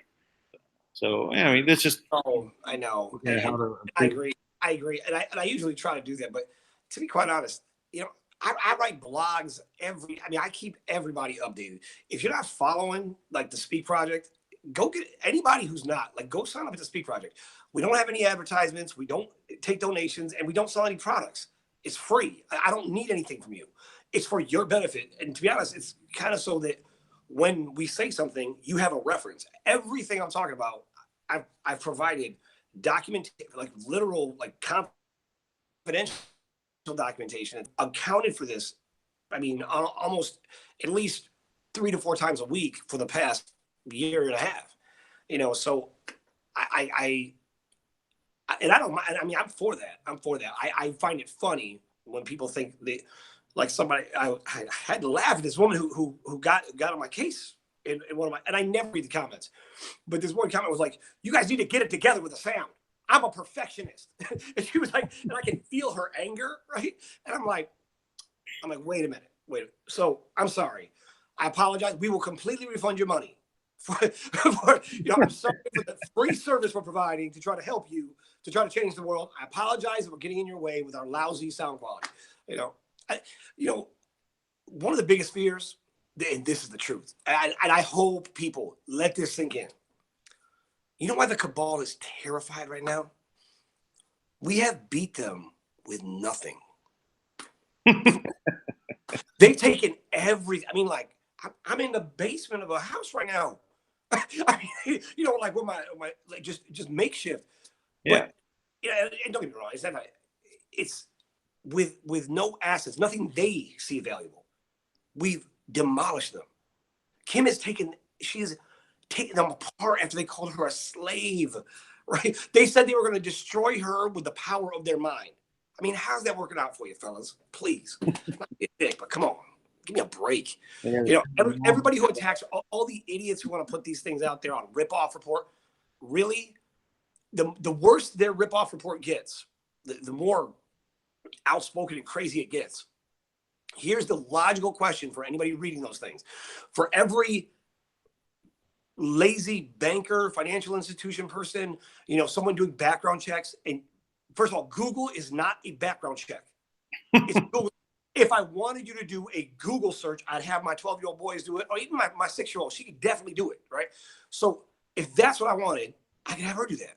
But when I go to a bank, when you don't have much to do, right? Like doing a proper background check, you know, following the actual protocols to make sure something's legit, I would love it if people would took the time and had the integrity to do that, right? But the rip-off people who want to attack her, the things they accuse her of, and me at times too, right? How is it possible that that person's still at large with all the things that they have her on, right? How's it possible? It's not possible. It's not possible because it's ridiculous the things they try to turn into crimes. It's not. Is it not true? They took an article that was written about somebody that tried to steal from Kim and tried to fabricate this whole thing and make it about how it was all her scam. It's like, you guys, check with your government. Check with somebody with integrity. Stand up in these governments, in these places, you know, and stop. Get off the freaking slave wagon of your controller who's got some video of you doing something awful, right? Because they you know, got you wasted and like took pictures of you drunk with a dead hooker or something. Like, man up, man, take the hit, take the hit.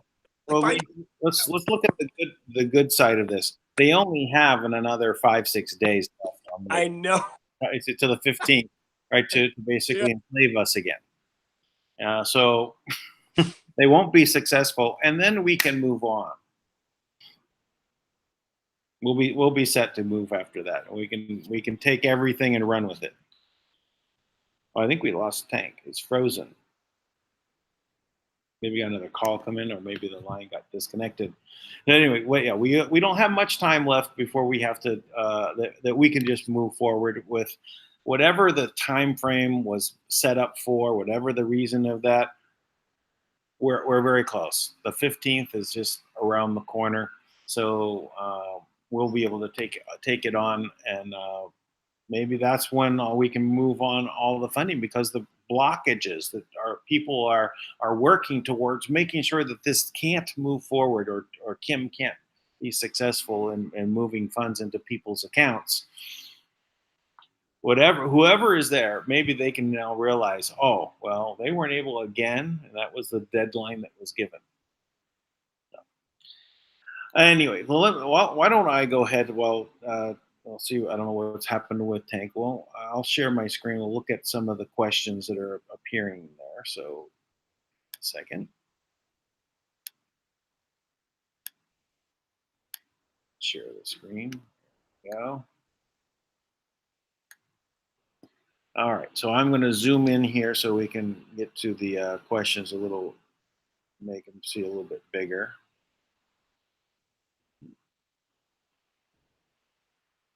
They'll be coming in shortly. There we go. All right. Well, the bastard king. All right. There we go. No corporations own the slaves. Oh, that zoomed away. Let's go back up. We're just running here. Now, if Tank does not come back on, what I'll do is I'll post the link here, and then why don't I do that anyway? I'll basically post the link, and people would like to join. Oh, I got to make that. Can't get to the bottom. Oh. Back to here. One moment. So if people would like to join, you can jump on with this link. You zoom back down so we could make it big.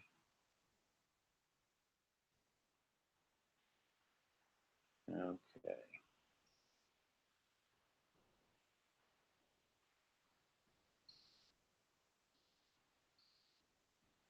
Scrolling to the top. All right. Ambassador King, speak with Rogers Sales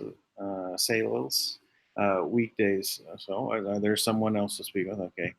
Cindy Nelson, where and when? Okay. They're just talking about, I guess, another show. All right. TNT Tony has been saying for years that people are exchanging. Let me just, I'll take a shot at that. I do know that there have been individual people out there that have received monies, but it never goes beyond this small handful. And maybe this is just part of the way to keep it going. To have someone out there that say that it happened. Wide scale, it never happened in any form. And even as I said, with what I know with the monies that were set up, that it was so the people involved never had, on a whole lot, never like the whole amount, right? It was always, a couple $1,000,000, right? Not here's $1 billion, right? It never happened. So, but this all part of how do they keep it rolling, right? They have to give something out. No one knows who to trust anymore. That is right. It's all so very confusing. You're correct, Laura. It is very confusing. Let's see. That's how they want us to confused and ignorant. That's also part of the truth, is to keep us moving back and forth. All right. I'm exchanging no lower than 1750. Okay, there you go. You got your number there. Who's paying that rate for which currency? Yes, he did. He agreed to it. Wow. All right. Well, great. So, are you ready to fund some projects? You must got a whole lot for exchanging that rate. Was that for Zim or was that for the dinar? All right. Yes, he did back in 1996, Tank. All right. Okay. Bravo, Kim. Holy smokes. Kim and POTUS working together. That's what I thought Tank said earlier. Yes, that is basically what's happened, is that this is where the trust has been funding the government, and they have been sending money directly to the Treasury, bypassing the Fed, and also directly to Trump.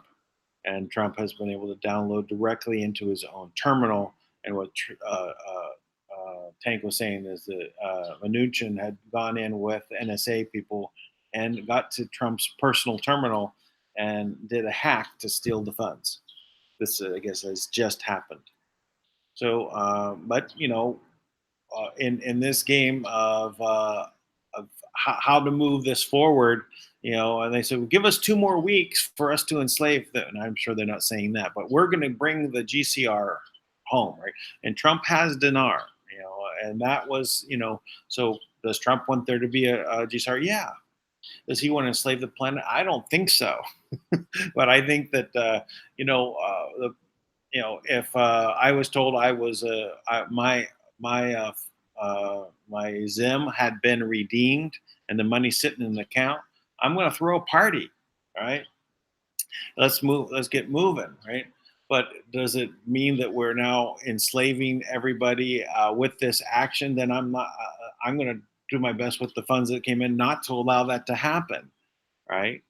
And just take the road that's presented. But right now, I don't see that's the road that's happening. I see, from what I see, is that Kim has been downloading funds, and that they have been used to support the U.S. Government and pay people over the last year and into this year.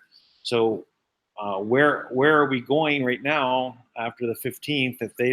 If the cabal or the RV is not going to happen through the Chinese elders or whatever, and it has to come. All the new money coming in is going to be coming from Kim, and Trump is is working hand in hand with making that happen. I think that's a positive outcome. So let's see how that plays out. All right, so ploy us. I don't know what that is, but better pay Kim her POTUS, I think what you mean. To pay her 2%. Anyway, yeah, that's right. Oh, correction after POTUS, correct. There we go. Need to go back to George Bush Jr. tank. All right. Well, I don't know exactly what that means. I don't think we can go forward with anything until the Federal Reserve is dismantled. Well, it's kind of been neutered, right? They've been removed from power, but they exist as an intricate part of the cogs of the banking system. So things have to happen there. So they will be dismantled over time. Right? They have to remove the Federal Reserve systems from the Federal Reserve notes from the system. All right.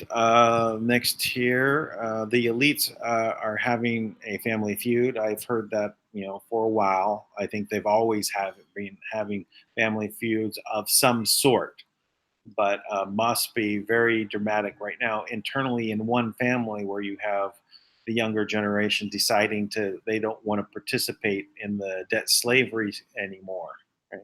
Being the masters, they want their time for change. I mean, the system has been around for quite a while, and it must get pretty boring, right? Isn't it time to do something a little bit better? What I'm been discussing for the last 3 years is an abundance-based world. I mean, that's much better than a debt-based system, right? Where everybody has plenty, and then because you have plenty, you're able to go out and do the things you want to do. And when you want to do things for the better, then that's great. If you want to do things selfishly, go and do them selfishly, right? And then see what support you get from the people around you at that point. If we're making a system that rewards the positive, more things will be positive. There will always be negative, but it's time for that pendulum to swing the other direction. The energy will now swing to the positive. Let's build abundance. So let's see. Do you mean BIS? Well, Bank of International Settlements is part of this, and but it isn't what I was referring to. Let's see. That's because our system runs on money. I think we need a new system. Yes, we do. But there is, if you look in Star Trek, right? We're back to geeking out here. The idea was there was no money in that future, and it's based upon individual efforts and achievements and things of that nature. So everything you need, meaning your food, clothing, shelter, is replicated, right? If you could press a replicator button and get anything you wanted, what do you need money for? Really? Your individual effort, though, is rewarded by the things that you get to accomplish. How do we get there? I've had 3 years of working on this from the standpoint of using the TBC, the Billion Coin community. We're all very much a family. We all now we have a lot of dissent and a lot of people thinking it should be something that it's not, and all this kind of stuff that comes about. But in working out what does that mean? How do you make abundance-based models? How do you work with one another? I saw a way in which money becomes irrelevant by use of an algorithm where people are, I mean, you're working off of greed in the very beginning from the standpoint of where people are seeing that in the very beginning of the Billion Coin, what the formula said is that the value of that coin was doubling every week. And over a period of months, it then transitioned or shifted down to where it was growing at 4%. And then it shifted down to 3 to 1%. And that took about 2 years to get it to where it shifted down to where it was every individual member increased the value by 1 grain of gold. So but while that was going on, I saw that the value was growing so quickly that you could try and spend this as fast as possible. You would not run out. You were it was the value was the amount of coin was diminishing, but the value was increasing faster than you could spend it.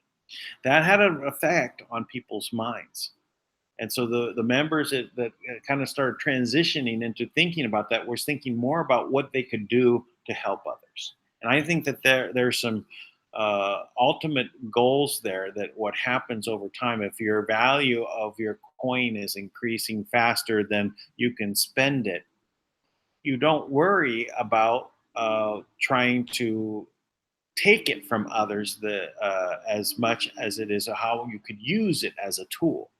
So it becomes less and less important over time.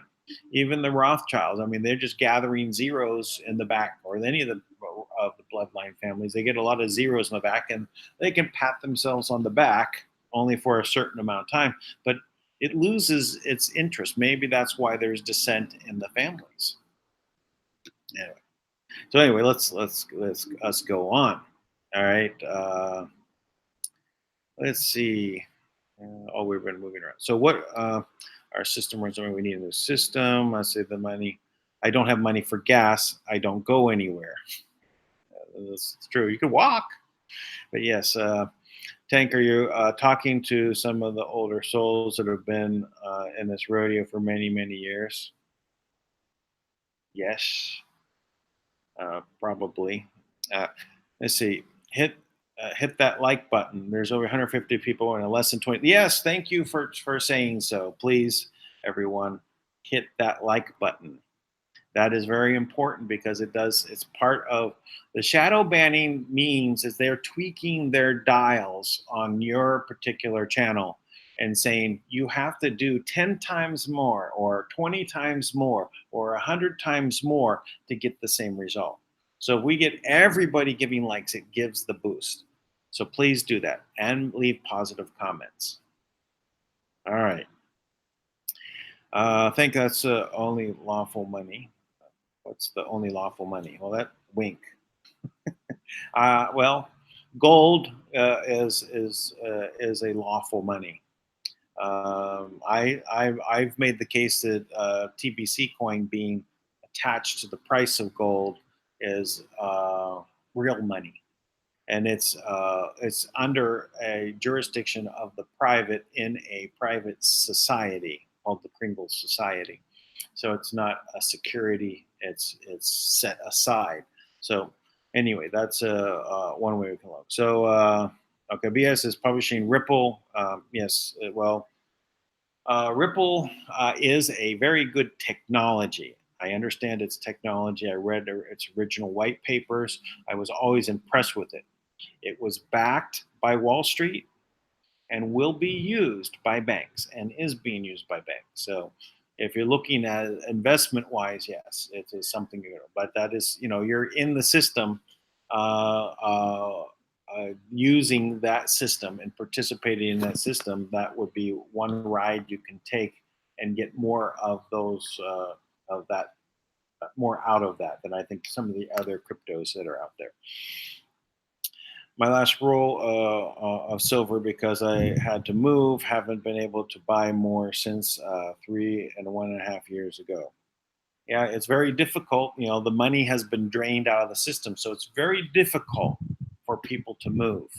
You literally, from without gas money, without the money to literally move things from one home to another, literally just do things in your life. It's been so difficult because if you don't have the money, you don't have the ability to travel, and that also means not the ability to create businesses. You can't even file paperwork, right? You're out of the banking, so you even get debanked, right? So that's part of this system of removing money forever. That's why no one has money. So it's quite understandable. Okay. All right. No, I laugh when they say silver and gold. Hell, I can't buy toilet paper sometimes. Yeah, same thing. Yep. All right. Question from Fuji for Tank. Can you talk or discuss on sovereignty and how nations or tribes would be able to declare their sovereignty from Kim and the Manor World Holding Trust? Well, I'll take just a stab at that. I don't know if I'm 100% correct, but please from what I understand, is that Kim wants to offer that sovereignty to every country. I know he said it was given to the United States, right, for the United States to be sovereign. So I don't know more than that what it will take. Okay, Tank, how about the time-tested truths, which are or can be defined as maxims of law? Wink. We got more winking going on here. There are some maxims of truth, but let's leave that one for the moment. We can go very far many directions. Okay, Fed's trying to bring DJIA to 29,000 and a negative interest rates. Oh, the Dow Jones Industrial to 29,000 and negative interest rates. Well, the question is it the Fed trying to do that, or is Trump controlling it? Is there's a back and forth that's happening there. They were going to crash the economy. That's part of crashing the Wall Street. Trump has the plunge protection team in the basement, literally in the basement. They've got $2 trillion in liquid asset available to basically boost that market anytime it's necessary. So they can buy in and sell out, and so they have control over the market to that extent. So I don't really see that the Fed's playing that role at this time, but to say that the cabal trying to basically do things can be countered. Okay, Dan, please read Sarah Prime's question. Okay, I'll try to look for that, Sarah Prime.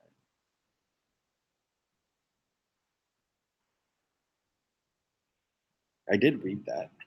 That's interesting. So we did cover that. So we're good. We're good to go. All right. Tank, has Kim talked to President Trump directly? I understand that it was true. That's just what I gleaned from things. So anyway, we could wait for Tank, and I'll try and remember to ask him that when we do our next show. I guess he's not able to get back on. I do not know why. Could be a power outage. It could be a cabal attack. So let's see. Actually, that's interesting. I'm sure we're still on the air. Let me scroll down to the bottom. Are we still on the air? Someone respond here. I can't see the bottom now. That's the one thing when I zoom in here like this, I can't see what's going on.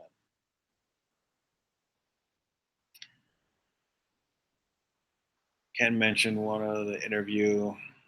Okay, so thank you. I'm still able to respond. So I'm going to zoom back in. Thank you for telling me. Now I know when I get to the yeses, then we would have got to all the questions. So now we got to just zoom back up here. So it's loading, I think. Now let's see. Okay, where did we leave off? Oh, that's the start of this. No, actually, it's probably a good idea to post the link again. Anyway, if anyone likes to come on, please, you can grab the link and jump onto the Hangouts, and we can start chatting about any questions. It's really good to do that. So don't think you have any stupid questions, right? There are no stupid questions. It's really good to bring it up because your question is someone else's question. And when we start having conversation, that's what leads to us getting this information out. Because we can speak and about a topic, and that's why it's actually effective when Trump and I are having a dialogue, right? We can get more out of it, and especially if we have people that participate. So please feel free to jump on and ask questions, make comments, however you want to interact. It's good for everybody if you do that. Okay, let me see where we left off here. Interact. It's good for everybody if you. Well, I hear someone has jumped on, but you hear me in the background. So mute or push. It's good for everybody if you. Well, I hear someone has jumped on, but you hear me in the background. So mute or push. It's good for everybody if you. Well, I hear someone has jumped on. Audrey, you hear me in the background. So mute or push. Audrey, you're on. I hear someone has jumped on. Audrey, hear me in the background. You gotta cut your speakers out, or the. I mean, not the speakers. Hearing it come back at us, so we don't get under. Oh, she disappeared. All right. Well, all right. Well, we had one taker, but the technical difficulties again. Right? They strike. So, all right. I'll go back and we'll try this again. We'll keep this going a bit longer. I don't think that we're going to see Tank coming back on for whatever reason. That's okay. We're doing okay here. We'll just go through these. All right. Let's see. Let's see. It's not an answer to what I was talking about there.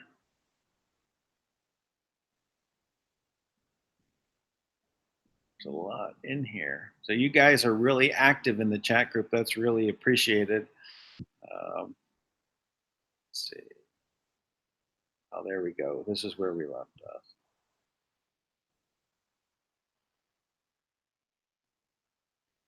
I would think so. Yeah. Okay. Oh no, it was above there. Now I got it. I saw my posted link. Question from Fuji and Tank. Can you please talk about sovereignty? Okay, we covered that. Okay, here we go. No question. No corporations own the slave wagon. That's right. All corporations are part of the slave system. We have corporations that incorporate, put themselves into another corporation. So each country is a corporation. And if you're in the United States, it's each state has state corporations, right? So the states are sub corporations of the United States Inc., right? Which is a sub corporation of the Crown Corporation. There's some layers maybe. I want to get into that because I've seen different things for different ways. So, but in essence, we are all corporations are that. Now there are sole corporations, which are SOLE corporations, which also act as SOUL in effect, but sole corporations which are not corporations that are incorporated. So there are those that exist. The Vatican, has or the Pope has his own sole corporation, which that sole corporation is what is controlling things. So that's why when the Pope changes out, it's like the president exchanging between different presidents in control of USA Incorporated. So. All right, seems bad surrounding President Trump. Well, yeah, there's bad every which way, and they're dealing with it. I'm still of the that it's a positive function that's happening. It is a way of waking up the people of the world. We're doing a wake up call here. The people that were in an area about the GCR to wake up and think that there is something else that's been going on, and we need to move beyond it. All right. All right. If the nation declares sovereignty, does that enable the access to the trust? Good question. Seems plausible. Yeah. Let's see. At this early start, federal plantation. Yeah, federal plantation. Dan, can you please read the question from the chat room for tomorrow? Well, I'm doing it today. So anyway, but we'll end this after I get to the bottom of this, which is still a ways to go, but we'll see. Why can't Kim authorize us to do creation? I don't understand that question, Kevin. Please, what do you mean? All right. Yes, please. You need a question, a moderator, to pass on the question. Yes, we had that the last couple of days, but we had one today, but because of our technical difficulty, I don't think she got the link come back on. That's what that was. Can I ask about CAFR? No, I have nothing on that. Needs to get out the questions. Okay, teach us, please. We have been reborn and demand as king. All right. Well, everyone, individual sovereignty, I guess, as another form. So, one of the things that has questioned me now when Kim is granting sovereignty to a country, right, as the sole monarch, right? So the way I understood things from a long time ago was the monarch was the sovereign, not the country, right? So there's a question about that I've always had is like the difference between a sovereign individual and then the sovereign country. Is one better than the other? The question. I don't know. Okay, us to access the SESTA-QQ via without consequences. I guess that's that has to do, I think, with the TDAs and Social Security number and that those trusts. Now, I believe that is just one trust that's now been all of the assets have been removed from it, as far as I know. Let's see, question from Fiji for Tank. Thank you for our discussion on sovereignty. The nation of our tribes will be able to declare their sovereignty from Kim and the man holding trust. Pretty please.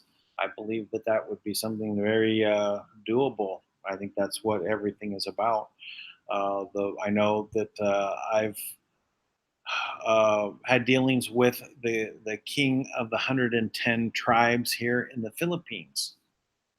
Now, there's many indigenous groups here in the Philippines that were recognized by the Philippines Republic Incorporated, I'll just put it that way, as being, and is in the Constitution that recognize that they are there and that they are sovereign. But under Ramos, the way I see it, they gave recognition for them registering into the 110 tribes into the Philippines Incorporated Republic.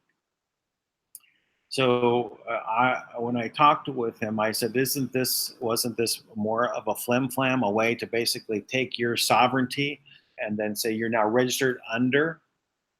I'm not sure of the legalities of that, but I just raised that as a question. And he took it to heart and had basically went into that. Now, these 110 tribes were the ones that now recognized in the Philippines acting as one group under a single king was something that I think is now more of a new thing that has been moved on in the last couple of years here. And they also recognize TBC coin as their currency, as valid money for them. So anyway, the sovereignty of indigenous people, or individuals, is again my question. What's the difference between those? Anyway, let's move on. Okay, True Dan's never been wide scale, not exorbitant amounts. That's that's the RV, I believe she's our T Bucknor. All right, that's what you were referring to, I believe, was the RV, and I think that's correct. So your passport holds the status as a free man, woman, or in bond. Yes, I believe that there is something to that. And then I know that there's a movement to have, say, American nationals passport, not citizenship. So again, citizenship is really about being a citizen of Washington D.C., USA Incorporated. You have to be residing within the 1 square mile.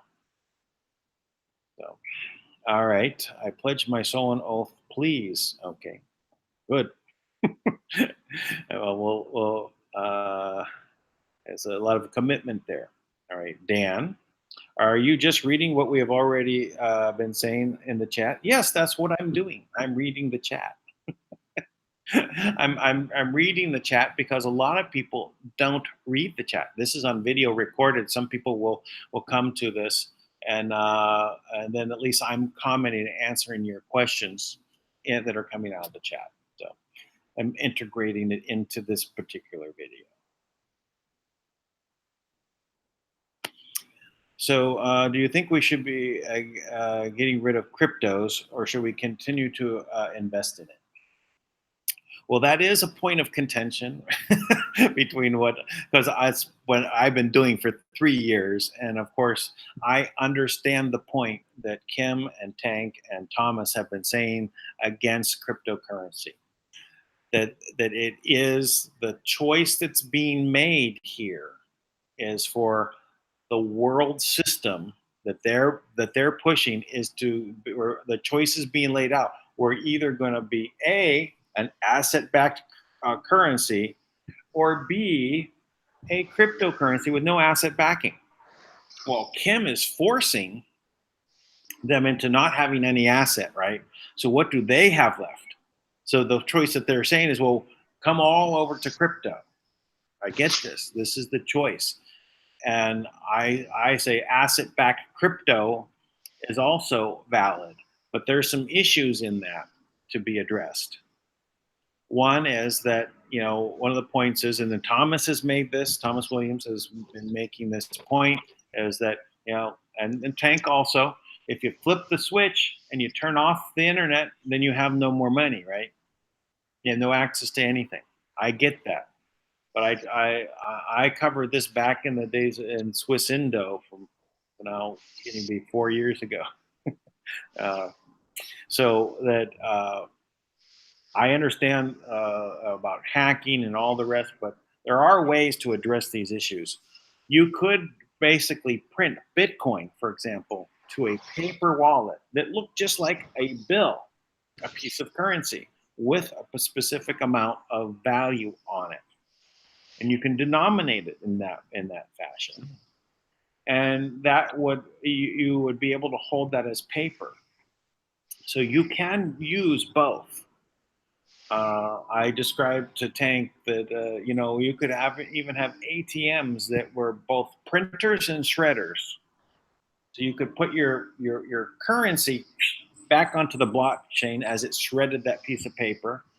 And then when you want to go take some of this paper out of the ATM, you could have it literally print the barcode onto a nice, fancy, nice bill, right? That had that specific value on it. So you could take it around and use it for the day, and it could float around like other currencies would. So, did we have someone else that joined us here? It's me. Oh, you're back. Yeah, I had some having some technical difficulties today. Yes. Oh, that's good. Well, I was just going over and talking about everything that was in the chat. Yeah, So, no, I was just listening to you. I think the way you described that is great. I'm glad you pulled up the point of what is going on. And to your point about the crypto, yes, there's a place that could exist somewhere in the future for that. I don't. I'm what I'm not sold on is what the need would be, and certainly we'd have to change it. But yeah, but I love your idea about printing currency on the spot and shredding it. I think that's genius. By the way, thank you. That's what I was talking with Swiss Indo, and that's one thing I came up with to talk with him about. I said, listen, we can solve these problems. I agree. People should have something in their hand that's not out on the blockchain, and that denomination that you print on it, it could be $1 million, right? a million units of whatever. It could be a billion units on a piece of paper. It becomes like a bearer bond in that case, right? But it's a whole wallet on a piece of paper. Actually, I know that the Rothschilds, they have an investment firm, and what they did is, and this was, I think, it could be almost 2 years ago, they bought Bitcoin and they printed it onto paper and then took the paper and did what they do with paper. They know what to do with it. Right. They know how they got a piece of paper, it has value. I know what to do with this. So they did Right. that and they put it in a vault, right? Yeah. And there it Yep. is. So that, but it's just another form. And all technology is two edges to a double-edged sword, and we realize that could have been created by the cabal from the inception. I was making the point, talking with Tank about this before, is that the real ingenious people, the creators, they're going to think, they're being maybe given orders from people that are paying the bills. Hey, you create an electronic money for us, and they're going to go out and they're going to say, well, how are we going to do this? And come up with different ideas and different plans, and how do we get this accepted in the world? And they come up with what became Bitcoin and the blockchain. But that technology, its nature is so different what the current financial system is. Not that it is all electronic money, that's not it. But its nature being decentralized is completely the opposite of what a centralized system is. And its nature will bear out over time. And it will always vibrate at a decentralized level and expand and grow. I'm sure that the system, the JP Morgan coin or Flash Fed coin, whatever was just put out a couple weeks ago, is not a decentralized system. I'm sure it's a centralized system. Well, part of the problem you have now with the cryptos, right, is that it's the same way it is with the dinar, right? You got people that bought. You got rich people who went out and bought pallets and pallets of dinar, right? Then you got like Nancy from Idaho, who's a soccer mom, and went out and spent $2,000 and got $2 million in dinar, right? There's a big difference. So even if Nancy does great, she's never going to be able to compete with a guy who, the rich guy who's already owns everything, and just took his massive amount of wealth and increased it by 1,000 times. Because that's where we have to disrupt the hierarchy. We have to level the playing field first, Right. and so that has to be done using either. I mean, it has to basically, you have to demolish the current structure of what they have, because right now, if you look at what's happened, and I know this is hard. It's kind of one of those things that I feel like people have a hard time understanding or believing, but there's always been six, maybe six ledgers, right? So the ledgers you've always had a back ledger that was held by the United Nations, by the World Bank, by the IMF, by the banks themselves, by the Bank of International Settlements, and I think I'm missing one in there, but so you've always had that, right? But then the master ledger was always the trust, right? It was always the unknown country, and if their back ledgers got moved and the trust didn't move, then they really didn't take anything, because they didn't really have the actual allocation number. They didn't really have the asset moving. They just had the paper moving. Now the paper isn't valuable unless it's attached to the asset. The paper is the whole currency system is just the paper is easier to transport around, and give somebody a certificate saying that this represents the money that's held in this place. So that is what has. So what has happened since Kim has taken over time, right? Is that like when it comes to draining the swamp, really, the swamp was all these guys with money that were able to manipulate and move everything, right? And she has drained their funds. I mean, I forget. I think it was back in October. They convinced all the banks. Maybe it was November, but they convinced all the banks to take all of their liquidity and put it into the Hercules system, which is a hacking system. Now, at that time, Kim had already made it so their everything in their system was it was just fraudulent money, but she didn't you don't want to hurt people, so you don't want to crash. She doesn't want to crash the economy. So when they took the money out of the system and put it into the Hercules system, they thought they were going to launch the Hercules system and hack, and take over. But when they went to do it, it failed. Right, 12 minutes it failed. So in 12 minutes, their best effort got taken down. And on top of that, the banks took all their liquidity that was gone, and they were promised they would come back to them like the Friday after, and they couldn't deliver. They couldn't deliver the money back. So now since then, you got to think all the liquidity was already drained from the system. So now the banks are operating just on illusion, on false credits, right? And what they're stealing from us. So then Kim's gone even further, and she's take all these accounts where they would be taking our money, right? She's destroyed those accounts. She's blocked that off. But there's so many different ways they were siphoning money from people. But at the end of the day, she's taken all of their ability to beat us up with money.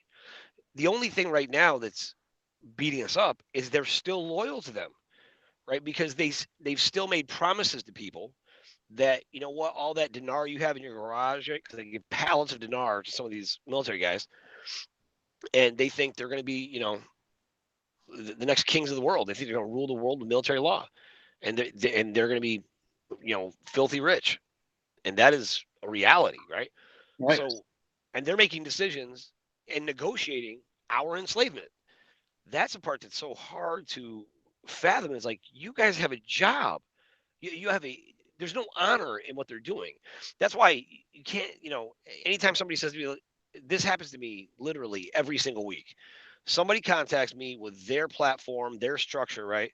And they start telling me about it, and they say, you know what, it's unhackable. Nobody can hack it because of the way we do it. And then I go, okay, and I bite, right? Every time I listen to it to find out what they have to offer. And by the time they get done with their system, it still operates using, the Swift system or whatever the transfer system is, right? But because they've never been hacked, they think they can't be hacked.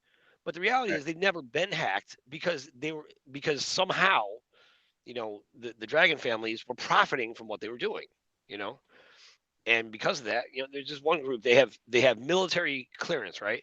And they told me that they bring in $2 billion every single week, and they use Citibank. And I'm like, when they told me that, I thought, well, I know Citibank is like 400%, in the negative liquidity. So if you're doing that, that means the only reason why they're staying afloat probably is because of what you're doing, right? so he wasn't a bad guy, but he thought he was doing something good. But in reality, he was just helping them launder fake money, and they were bringing in these off-ledger accounts from another place, right? But they only left that ledger. They didn't affect the master ledger, and because it didn't affect the master ledger, it wasn't real. Right. So. Yeah. So that's it. So it's all these different ledgers that needed to be balanced out for the GCR also, right? And that was all to go back to the master ledger, so that they would be able to cancel who owes who what and where, right? And settle all of the, not just debt but old scores, the politics. Well, right. And like you talked about this the other day about how, we all thought the Zim was based on in-ground assets, and it's like, well, and that all of us, because how could we possibly know what's in the ground? So that makes sense, right? But in 1978, it's recorded that these countries pledged their in-ground assets, and they already received an allocation of US dollars in return for their in-ground assets, right? And the in-ground assets were supposed to go to build infrastructure, right, for the people, which like you said, when you fly around the world, like there's not infrastructure the way people think. There's not a pathway, there's not a road that goes from Africa to get to, uh, the Middle East, right? There's no road. And I know for a fact Kim has a project where she has guys building roads like that, and the IMF is constantly showing up with mercenaries, like, literally causing wars and like killing them off and threatening them. Like, they don't want us to progress. They don't want us to be connected. But the big thing is this train, this monorail. And I remember when Kim did it, people were so up in arms, like, that's not what we need. We need this, we need that. What they didn't understand is the monorail was an excuse, right? Because every country had agreed to it. It was a treaty, right? Now, as long as one party does not break the treaty is still in force, right? If all the parties break the treaty, it's different. Now, the trust never broke the treaty. So therefore, it's still in force. That's why she can fund all the governments to build the monorail and build infrastructure. And that's what she's been doing when she's been providing this money. That's what she's been doing. And the other money is for project funding for grants, right? And humane in nature. What I keep calling human empowerment projects, because humanitarian projects are, based on global martial law, right? It's the law of war. And it's what is acceptable treatment for humanity during times of war. And if you look around, if you realize that we've been in war, then humanitarian law has made it okay in their mind, has made it okay to traffic humans, to enslave humans, to Is it the LIBOR code or something like that? LIBOR code. I'm not sure. I mean, if you look up law of war, And I mean, if you look up humanitarian law, it goes back to the law of war. And that's what it is. And that's these word games that they play with us, right? That they they pervert our words, right? And it's so funny, I have this and this one logo we made, and we were playing around with like different ideas, and it's for create change. And I use this symbol of a stag, of a deer, right? Now, the symbol of a deer, depending on the culture, like in Native Americans, they're considered to be mystical, right? And the antlers are symbolic that God is always above them and God is always with them, right? And they would pave the way for other, elemental beings. So I love the symbol, right? But immediately someone's like, well, those of us in the know, we know that, that's a bad sign. Somebody said that on one of my comments, and I'm like, well, come on. First of all, the reality is these symbols that we associate with being these evil things that they've created, they've taken powerful symbolism that do have some value, and they've perverted it to serve them, right? And then they've made them scary, so that we don't want to use them. Now, I'm not, you know, like advocating using satanic symbols. I'm just saying, like, a deer is not evil, first of all, right, and using a deer in my logo doesn't make me cabal. Like, it's just ridiculous, you know. But that's the problem. We need to take back our symbolism too. right, Every part of us that is powerful and strong, they have made it something that we try to avoid, right? They've tried to make everything. I mean, George Costanza theory. Everything's the opposite right. of what we think. So Well, yeah. I was just thinking the for the Kringle Society, there's the what we call the spirit animal is the dolphin. But I know that what was considered in the beginning was the dove, right? Because everyone thinks dove, peace. Not to right, know that those in the know say, oh, well, that actually means something bad. Doves mean something bad. I was like, oh, really? That's interesting. I didn't know that. So those kind of things are where an elephant has a certain symbolism, right? In the world of you know, well, gold means abundance. There's a big vault somewhere. There's horses. There's all kind of symbolism in these things. But now we have dragons mean something, right? And I always, I'm a Libra dragon in my astrology signs, right? So I always had like this mental picture of like a golden dragon with a split tail with two scale weighing things on either end of the tail. So that's my mental image of this, and the dragon symbolism was for a strong figure for diplomacy and for making change and things of that nature. And then if I was helping someone just out of trying to help someone, there were tendency for people that were also dragons helping that person. I always thought that was interesting. It would be 2 or 3 dragons getting together. So, I always had, a good Yeah. feeling about the symbol of the dragon, right? But now, all this about the bloodline families and the dragon family, is it really a good symbol or a bad symbol? I mean, I take the good. But that's the thing. These symbols, they're just that. It's kind of like I always ask people this question, right? Because the word name means character and reputation, right? So that's what the word name means. So even when we're referring to the importance of a name, the reason why is because your name is attached to your conduct and behavior, your attitude, who you are, right? So I always ask people what their name means, and sometimes people give me a definition, based on like what they read on Google somewhere or something, which is great. Some people don't even know, but you know what answer? The best answer I ever got was somebody says, "Well, technically my name means this, but based on my testimony, this is what it means." And I thought it was such a powerful way because they had accepted that their name was theirs, right? So it might have meant this to somebody else, right? But what it means in my life, that's what matters. Right. Because I'm a Gemini born in the year of the dragon. So you're right. You do attract dragons. And I love that. I don't And I mean, I know we're here there's to help evil everyone. dragons. That was the other part, is we're here to help. And Right. that's what I always noticed, that the dragons gather together to help something happen. So if that's what it is in astrology, then I take the good out of it. I guess there wasn't any real gold dragons in all these scenarios. I always thought of like a gold dragon with the split tail, right, because of the Libra side. So I had fun with my astrology, right? But I think there is gold dragons. I mean, You know, I used to, I used to say, my ex-wife, be a little side joke here, but she was, well, she is a scorpion monkey, right? And so, Sorry.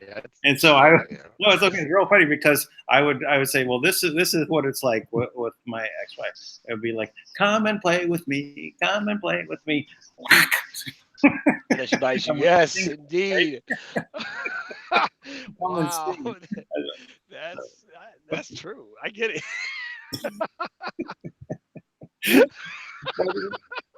So you gotta Oh have my fun with, gosh. you gotta have fun with these things. And anyway, I just on another note, my ex-wife and I are on good terms and everything like that. So but she knows my joke about this, so it's Yeah, no, I it's tell funny. her, That's and I'm not really, and she's very personable and nice, a nice woman, and very good. So that anyway, but the joke is it can be applied to anyone, right? At any of these, you combine the symbols together, and you come up with something. But Scorpion Monkey was really yeah, really that one is it's a funny combination. I get it. easy to No. picture, right? You can easy to picture it. Totally picture it. Totally. Yeah, I always use that. I always use the story about the scorpion and the frog, right? The scorpion asked the frog to give him a ride across the water, and the frog's like, "I'm afraid you'll bite me," and the scorpion's like, "I won't bite you." And so the frog agrees, and he's swimming across the pond, and he gets almost to the end, and the scorpion bites him, and the frog's dying. And he's like, "Why'd you bite me?" And the scorpion's like, "I'm a scorpion." That's what I. That's It, what I do. well, it's my nature, right? That's Right. the terminus is it's my nature, and I actually use that variable in the beginning of a document I put together. Literally, the intent was to give this document to Trump and to Duterte as Oh, okay. using cryptocurrency as a way to bypass the existing banking system, right?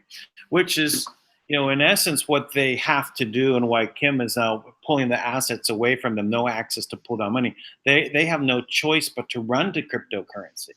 So I get that their move to cryptocurrency is a way so that they can control it. And I know they're making very big strides right now to try and control Bitcoin by buying it up. right? Yeah. They want to get as much of that Bitcoin under their control as possible. Then they can control the market. And they can control the market, then they can control who has it, and they can say only these wallets are good. Already, I know that if you're dealing with large transactions, I'm talking like thousands of coins, and Yeah. I've got some deal right now. Someone wants 5,000 coins every 3 weeks. Yeah. So I don't, these deals, I haven't seen one complete without major issues back and forth and people lying about what they have and whether it's the money side or the coin side. So, but what I do know is that the large financial institutions, hedge funds, banks are buying up Bitcoin, and they're not buying it on the markets, right? Because they don't Right. want the market to go up. They wanted the market to be depressed, so that when they start, they've pulled enough out and they can't find any extra big piles of Bitcoin around, then they're going to start taking this ride. And this is the moment that we're in right now. They're ready to try and work that. And it's going to start happening in the next. They've artificially kept Bitcoin low. You said Yep. Dick Cheney went in when it was up around 20,000 a coin and did something on terminal and knocked it down. Right. He could have been dumping coin, right, to throw it into a tailspin. Who knows what went on there?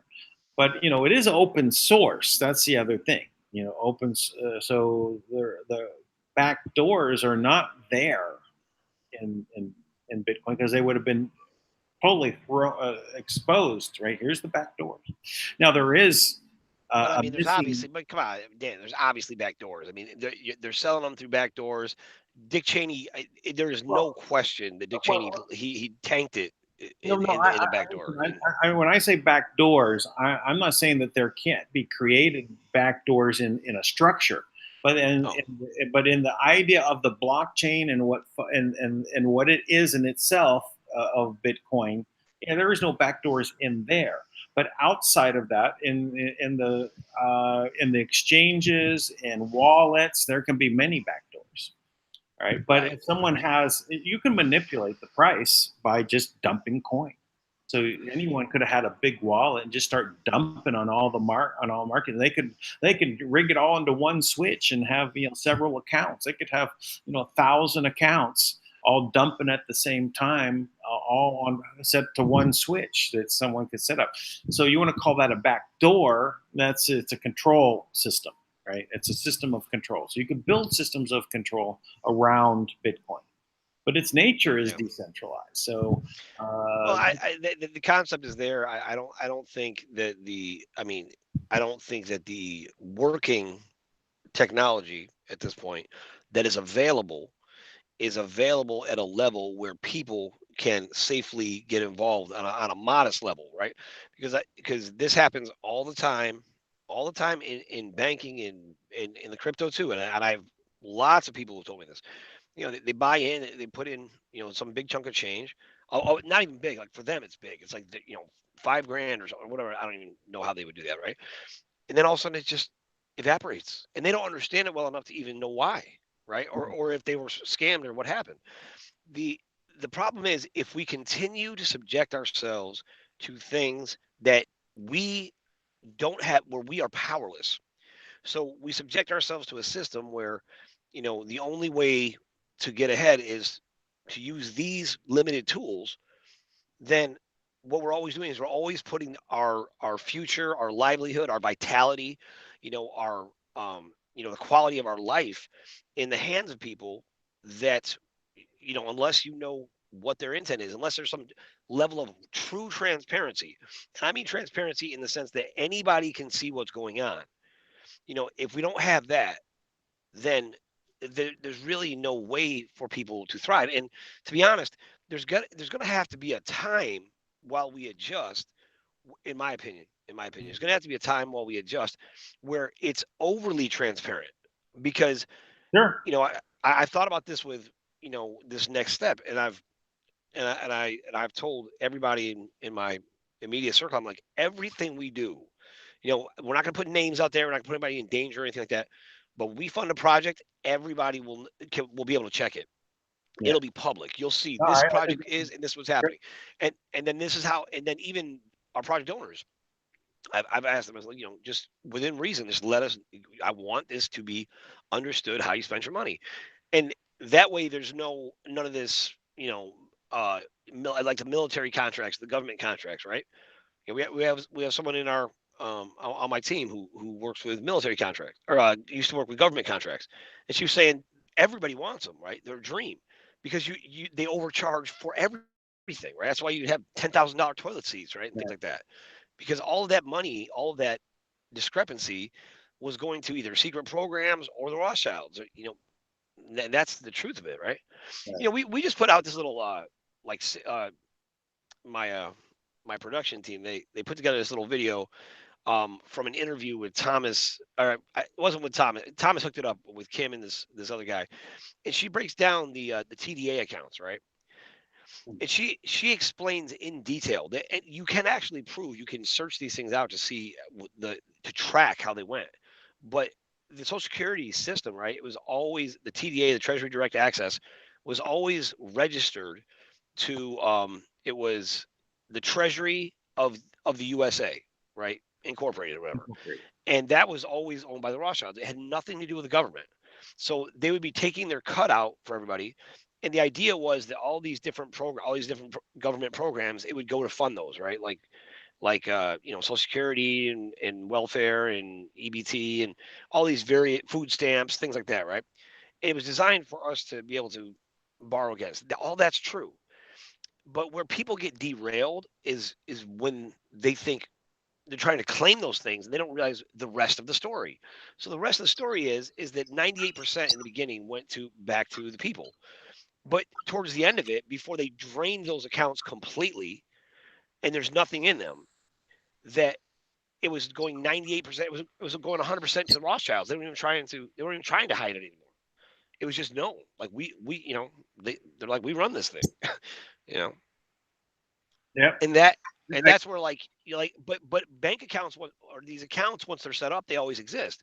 So that's why, someone like you and me, like, we could connect things like our PayPal to these accounts because the account exists, right? Yeah. But when you go to draw against it, like, generally it'll credit because that is how they've always, got double pay on mortgages and everything else. Well, But everyone's guessing on how to use those TDAs. That's why I never used it. And some things made sense, like, well, this is a debt-based system, so it can be used to cancel debt, but you can't create debt with it. So, I mean, that was something, so if you had a bunch of bills and you want to pay off your house with it, you send one check or one, electronic transfer, then yeah, it's finished. So that's why I was saying, well, here's the donation part on the Treasury Department. I could just go ahead and send them, 100 trillion off of that account because it's a non-depletion account. And the Right. Treasury would finally suddenly have 100 trillion in their account from one source. It's like, oh, okay, well, we're yeah, right.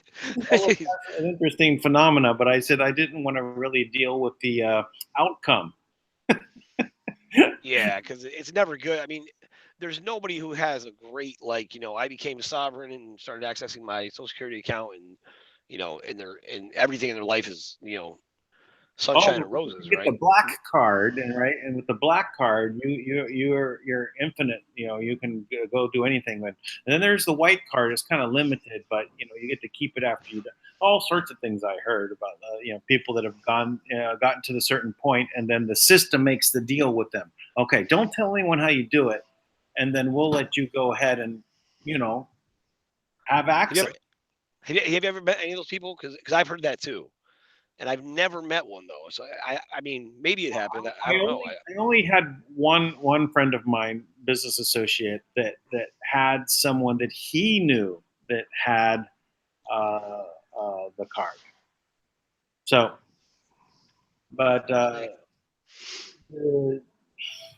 here's the other part of that. If you actually understand what credit cards are and how they function, and you had your Treasury Direct account access, you could, in put that information with your own magnetic card reader on a card, Yep. and swip away, and it would work. I know. Right? And believe me, I don't even talk. I don't even say it anymore because, you know, Heather Antucci, you know, like now when I was working with the people from the Global Currency Reset, right? Mm. Heather Antucci used to work for the Treasury. And when she drew up this document, and it wasn't really well written, but it must have had the right language, you know, for this The event. factualized trust. Right, the factualized trust. And when she used that factualized trust, what they said is, "Oh my gosh, you realize what this is, right?" Like when they had seen it before when they first saw it, and they were telling me how it was such a big deal. So now you watch that play out in a very public setting. And I mean, Heather Antucci seemed like a ninja about this stuff, right? She Yeah. was like, playing mind games with them, like So we all like watched her thinking she's coming out on top. They took her out to show all the slaves, don't even try it, right? Right. Like, and I hate to say that about people. I'm sorry, but like that's how they see us. They were letting us know. I mean, I was following along. I actually did videos on the factualized trust. They're still up on my channel. People still contact me about them, and say, "Can I get the documents?" Because they're on a download on Google Docs, right? So, how I went through it and where to put my name and all this. I just did it as a video but I also said, listen, you can do this and set up, because I was expecting Heather to get out of prison, right? Yeah. That she was going to win. And I always found it very fascinating, though, in the very end of this, is like all along they were moving her around, and she said that she was moved from prison to prison, but then they'd bring the people out of solitary confinement, which were the patriots that are, tax protesters, the people along these lines who were trying to deal with their scarecrow entities and try and figure out the system, that she'd be able to talk to these people. And they moved her around and around and around. And then eventually, every time they brought her to the maritime court, that they were, treating her unfairly, and her attorney was starting to learn that they were violating her rights, right? And then to turn out to show that that no one had these imaginary rights under the incorporated entity, and that eventually, in the very last trial that she was in, or in the courtroom, it wasn't the maritime court, because there were no maritime flags flying, no flags with fringes. And so when they sentenced her there, so See, everybody hung on to that. All that stuff is nonsense because they do not care. They do not care about those things. I do believe that. Yeah. They have long since gone way past those subtle details that we describe. Right now, those things they're all true. And you know what? If you ever want to just have your head spin, you talk to somebody who's been through that stuff. They know that stuff backwards. And they can put anybody to shame. I mean, it's amazing. But at the end of the day, it doesn't matter because they don't care about the laws, because the laws were set up to manage the slaves. They're not bound by the laws. Your entire court system, if you read any warrant for your arrest, it's a bill. That's all it is. Yeah, That's why rich people can always settle it. So it's just a bill.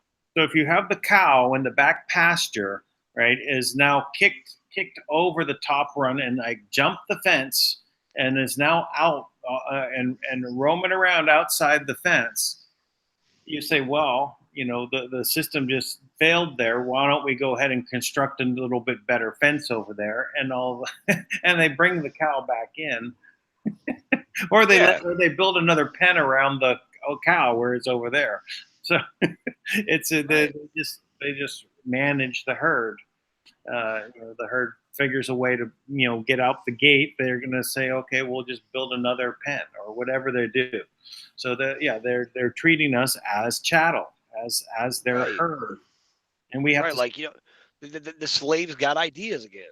We need to go break them down so they know better, right? And then the main portion of the slaves, all they need to hear is the legend, right? Well, you know what happened to my friend who did this? Well, they're in jail now, right? It only takes arresting a few people. It's kind of like, with like when they do like, tax evasion and stuff like that. This one woman, I can't remember her name, but she's got a great video. She used to work for the IRS, and on her badge it said admin, and she didn't even know. So she would go to people and show up with a badge and say, she would audit them. And when she got done, she said, okay, you owe $20,000. People would be so grateful. That's all they owed. They just pay the $20,000 to get them out of there. But in reality, they don't even have the right to do that. It's just an administrator. They don't have the right.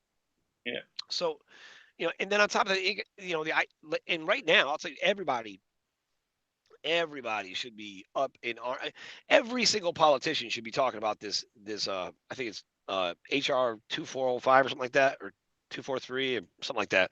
But it's 204, yeah, 24, it's 25, and 204. right. You're doing away with the IRS, which means you do away with income tax, which is illegal. That is something that's set up.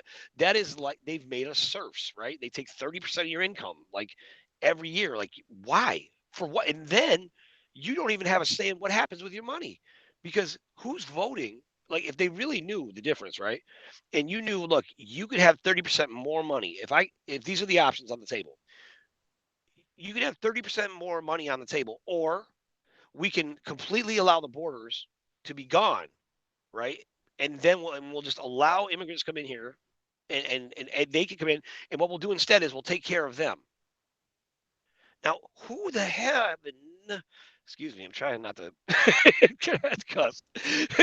Who in their right mind would be like, why would I take away 30% of the money I earned for my family and give it so I can support someone from another country because their government failed?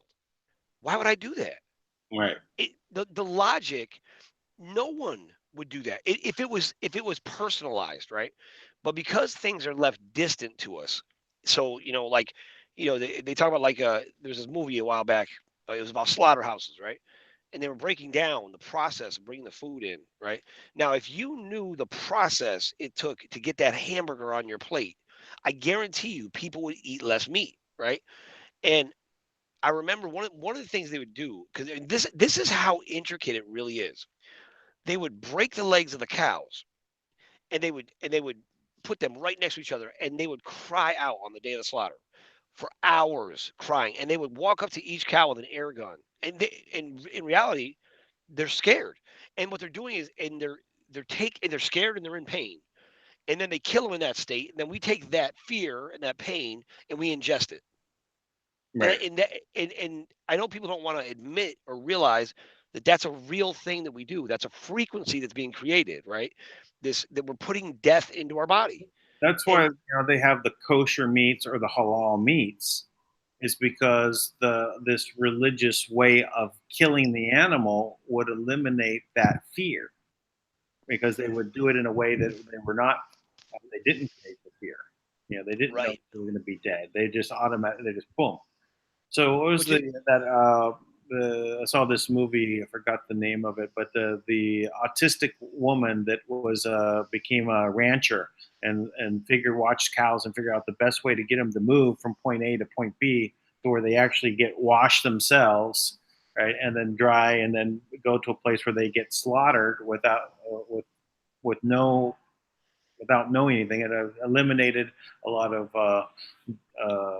diseased cows and everything else. But it was just by creating a system that was more, you know, humane, but kept.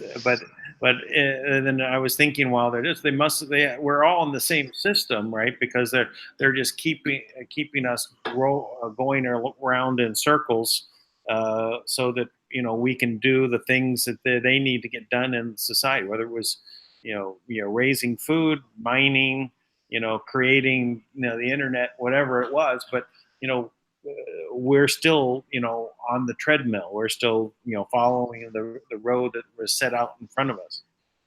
right. Eh, It's exact, and people hate when I use this example, because I have people be like, that never even happened. Okay, so whatever your beliefs are on the Holocaust, set it aside and just get the principle for a second, okay?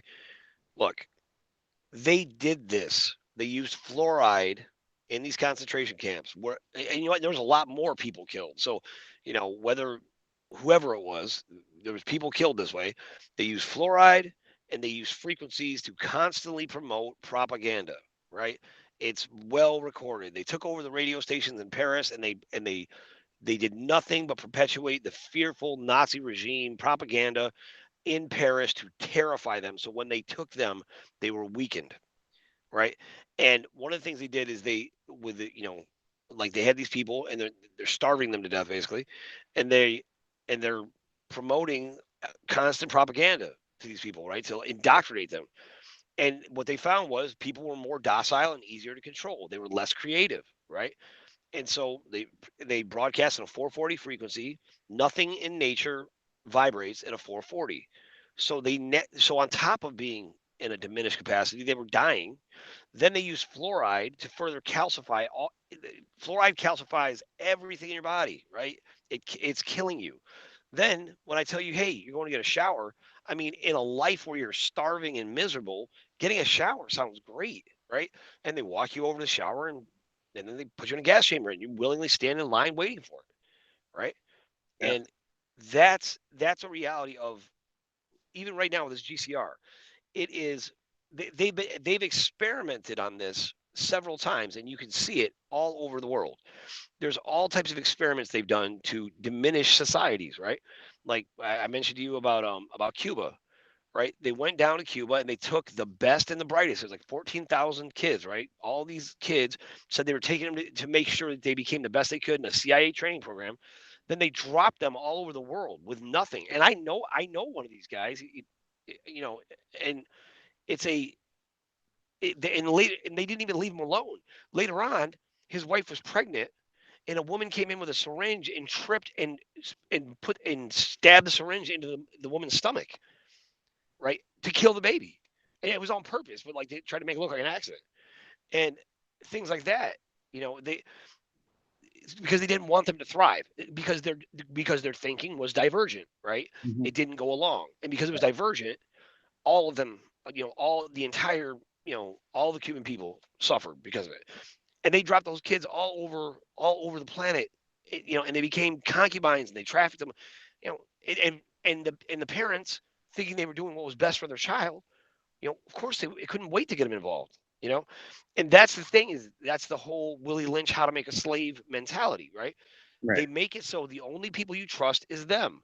So that's why everyone, you could bring somebody the cure to cancer who's dying of cancer, and they'll read on the label, this is not authorized by the FDA.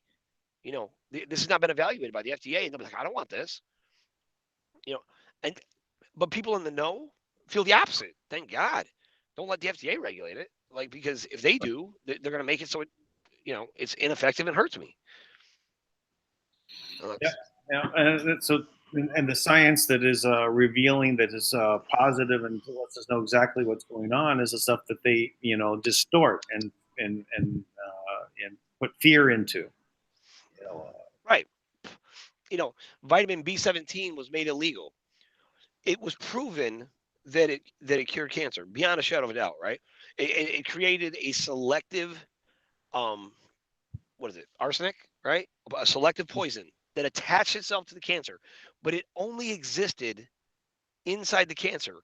And then as the cancer dissolved, the arsenic disappeared. No side effects to the body. And they've reproduced those studies up in the University of Buffalo, and now they've hidden them. But I happen to know a researcher there, and I got my hands on them. But I mean things like that. It's like this stuff's everywhere. I mean, there's no argument at some point that there is a force that is desperately trying to diminish our ability to thrive. Now, you have another force right now with us, with Kim, with what she's doing is trying to give us the opportunity to thrive. And the option on the table is, do you want to thrive, or are you still going to hold out for something that's never going to happen? You know, and I've even gone as far as to tell people lately, like, look, if the RV happens, we lost. So I, please don't go to the exchange. I think we're right at this door because if we have funding happening, right? everyone who's been waiting is going to stop waiting. They're going to want to basically participate. Now, there's going to be denial, and they'll take them weeks or months to get through it. But everyone will come about.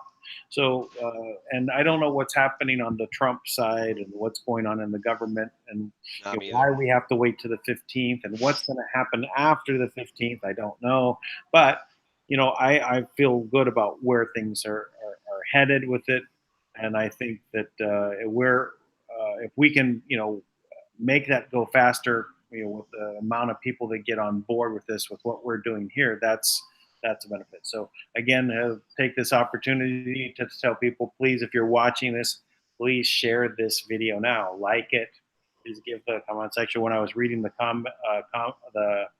chat when you were offline for a while, someone was saying, there's not many likes there. We've got 150 people on here, but there's only this many likes, 30 likes or whatever it was. Where are we at? Let me just take a look. We've got 52 likes, right, and 116 watching right now. So we've got another 50 some people here that can go ahead and give a like really quick. Compared to the 2 people that give a thumbs down, oh well. Yeah, right. I mean, haters, like, it's fine. The haters, yeah. So we got to have a few, right? That's okay.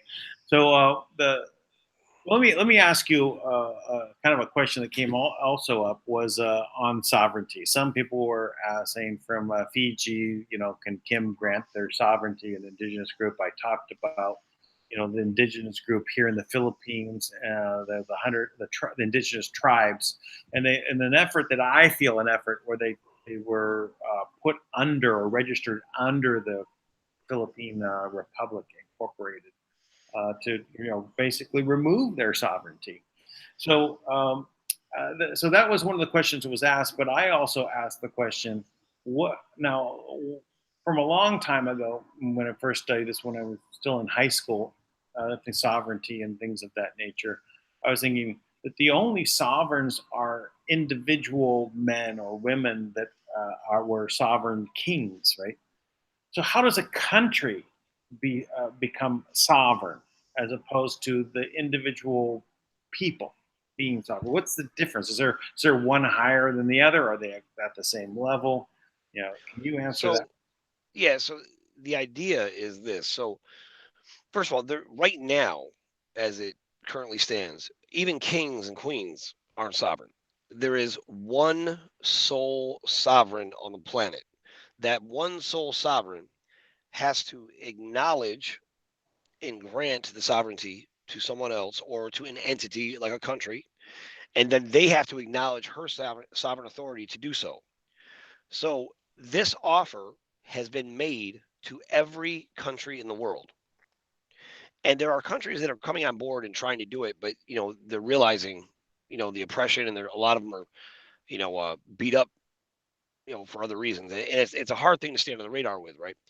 But all of the Rothschilds, like the crown and the royal sovereigns, they're all sub sovereigns, right? And Kim rejected all of them. She took away all their sovereignty. And I have the document, actually. I'll send it to you. That the offer was made, addressed to President Trump, and the offer was made to make the United States sovereign and forgive the debts owed to the Federal Reserve, which Kim has been actually acting or treating them that way, right? Acknowledge, kind of assuming it, but that is something that has to actually be accepted. Now, if that was accepted and that was done, I'm pretty sure that would encompass all of us being sovereign, because so you really have the idea of reinstating the republic the way it was meant to be, and which right now technically, all the contracts with the corporation expired in 2014. All the contracts on humanity have expired in 2017. So it's a chance and that's why, like, when you and I were talking about this, how we have a choice. Well, that's not just it's not figurative. It's a literal choice, right? So the problem, the challenge we have right now is the people don't have a seat at the table. Now, Well, Kim told me she was talking about this with her yesterday, and she said not for long, because she's advocating to make sure we do have a seat at the table, right? Right. And if that was the case, the government and the people should be equal. It shouldn't be set. It shouldn't be they are this looming power over us, right? We should have equal standing in every issue. By the way, everything we should have an equal voice, because these laws are made for us, and we all have to agree on what really matters. And if we were to do that, even in mass numbers, and people really got a proper education, if the media wasn't completely controlled by massive corporate entities that are skewing everything to serve them, and that's the only weapon they have. That's why something like this, like, why we've come on every night and we've repeated many of the same things every night. But there's a reason, because every night you're going to hit new people, right? And to be honest, if they are doing this every night and they're repeating the same lies and everybody's buying it, the least we can do is try to put the same effort in so that they hear the truth, because there has to be a counterbalance. Now, I can tell you that one of the first things we'll be doing when we're able to really fund projects, and there has to be a time where, and this the very first conversation Kim and I ever had. I said, I was heartbroken when what she told me. I was struggling with what she said. I said, we have to have equal footing with these people, because they still have this authority. They still have this fear factor. They still have, they're still able to do things. Now, they have devoured themselves fighting for power, right? And in that, and they've also been fighting to make sure that the real authority, the real assets don't get out, because once people find that out, that the real assets are held, and they were, they weren't really, we say they were stolen, but the trust took these, the previous comptroller was a military dictator of the planet. I mean, he conquered nations. That's what he did. You know, like you look at the way that the Mongol Empire was taken over when Kublai Khan was in charge. The Catholics, it was the Catholic army that launched all that. They came into, it was a missionary trip, right? They came in to convert the masses. You either do it this way or you're going to die. And so the real sovereignty can be granted by Kim, and it's on the table. So everybody all these government, or So, all whoever these people are, they're all making a choice for us, by the way, so, not to but have sovereignty. so the level, if you're an individual sovereign or a country sovereign, they're equal. Those, or are people above the country? So, I that I'm not sure exactly how that Okay. works, Yeah. because Anyway, it, so you have it so does it gets confusing there. it's okay. So Yeah, I'm not sure. we're in good company. We don't know, but Yeah, uh, I mean, I'm one thing I didn't know, but after getting the original Constitution and looking at it, things that I don't think the most people realize, for example, is, you know the United States is it for America? I think it's, or of America. I'm never sure which one of those is correct, but basically the idea was every state was its own country, right? And they were responsible for their own government in that country, right. right? And they united under, hey, but we stand together when it comes to the union of, whatever, like, a very limited set of things. That's why when they came back in, you have all of these people, right, who were oppressed and enslaved for a lifetime. And in that, you know, when they came back with the Bill of Rights, it it needed to be said as far as they were concerned, because they couldn't comprehend what it was like to be free. So they even had to capitalize, right? The whoever it was, the British, the order, whatever, they had to capitalize on them as soon as possible, while they still were suffering with slave mentality, because the next generation would have just been raised free. They would have just been free. So they couldn't let that generation grow up free, because they would have known, they would have just been creating amazing things and they would have understood it. Yeah. But because they had this previous generation, which had come from slavery, right? Whether it's debt slaves or serfdom or whatever you want to call it, there was all these things imposed on them by the government. So when it comes in and it says, look, you're going to have freedom of speech, Well, if you're sovereign, you already had freedom of speech. You didn't need a document. But what it did was you have freedom of speech unless there's, we're in a state of war. You don't have to have, soldiers. The government. Oh, hello. Or maybe he got another call. Right. Hopefully, The government, couldn't force you to have soldiers stay at your house, right? Which, in a practical standpoint, doesn't even make like I'm sovereign. Why would I? That's of course you can't. Like it's like stating the obvious, right? But what they did was they added the caveat that said unless in times of war. Well, what other time would you have soldiers stay at your house? Of course, at a time of war, right? So then what they did is later on they started declaring war every year, and they would pass an executive order that's a standard thing that the president was state of past 100. emergency. A state of emergency would be the ongoing war. Yeah. So even all this fuss about President Trump, declaring a state of emergency, it's like, you know what? When like every other president, I'm sure he put us in a state of martial law. He reinstated the same thing that George W. Bush did, and it was going on long before that. So that basically Well, gives absolute authority to the president, just like a monarch. It's the same so thing. in following Sun Tzu, right, the art of war, and we have this current situation with the national emergency, which this is the first time that the Congress is challenging the the national emergency. Right. What is going on here? Is there, is this like, a bait and switch? Is this like, well, we want the Congress to challenge the state of war? No, because now because they're not going after the truth, right? What the, what they're doing is they're scrambling, right?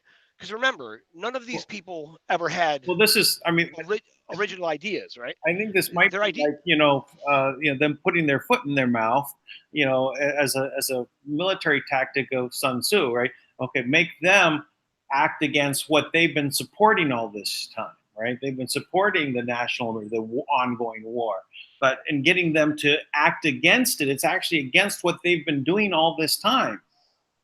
right? Well, yeah, I That's why, mean, in the context of Sun Tzu, maybe this is literally, Trump's agitated them so much that they don't know what they're doing, that they literally stick their foot in their mouth every opportunity that they get. well, I think there's a potential for it to work out that way, but in reality, you have to go back to the Iron Mountain report, right? The goal right now, you probably heard it when Cohen was testifying. He said if President Trump is not elected or is elected, I can't remember which. He goes, I don't see how we could have a peaceful transition of power. Right? That was the term which now that's a term that we're all used to hearing. Right? That's the goal, a peaceful transition of power. But the peaceful transition of power was never referring to the United States government. It was always referring to a peaceful transition of power from the dragon families in the West, the black dragons, right, in the West that control the United States, to the I think it's the yellow or the golden dragons in the East, which is the Chinese. Right. So that's the real peaceful transition of power. So when Cohen's up there speaking, he knows what he's saying.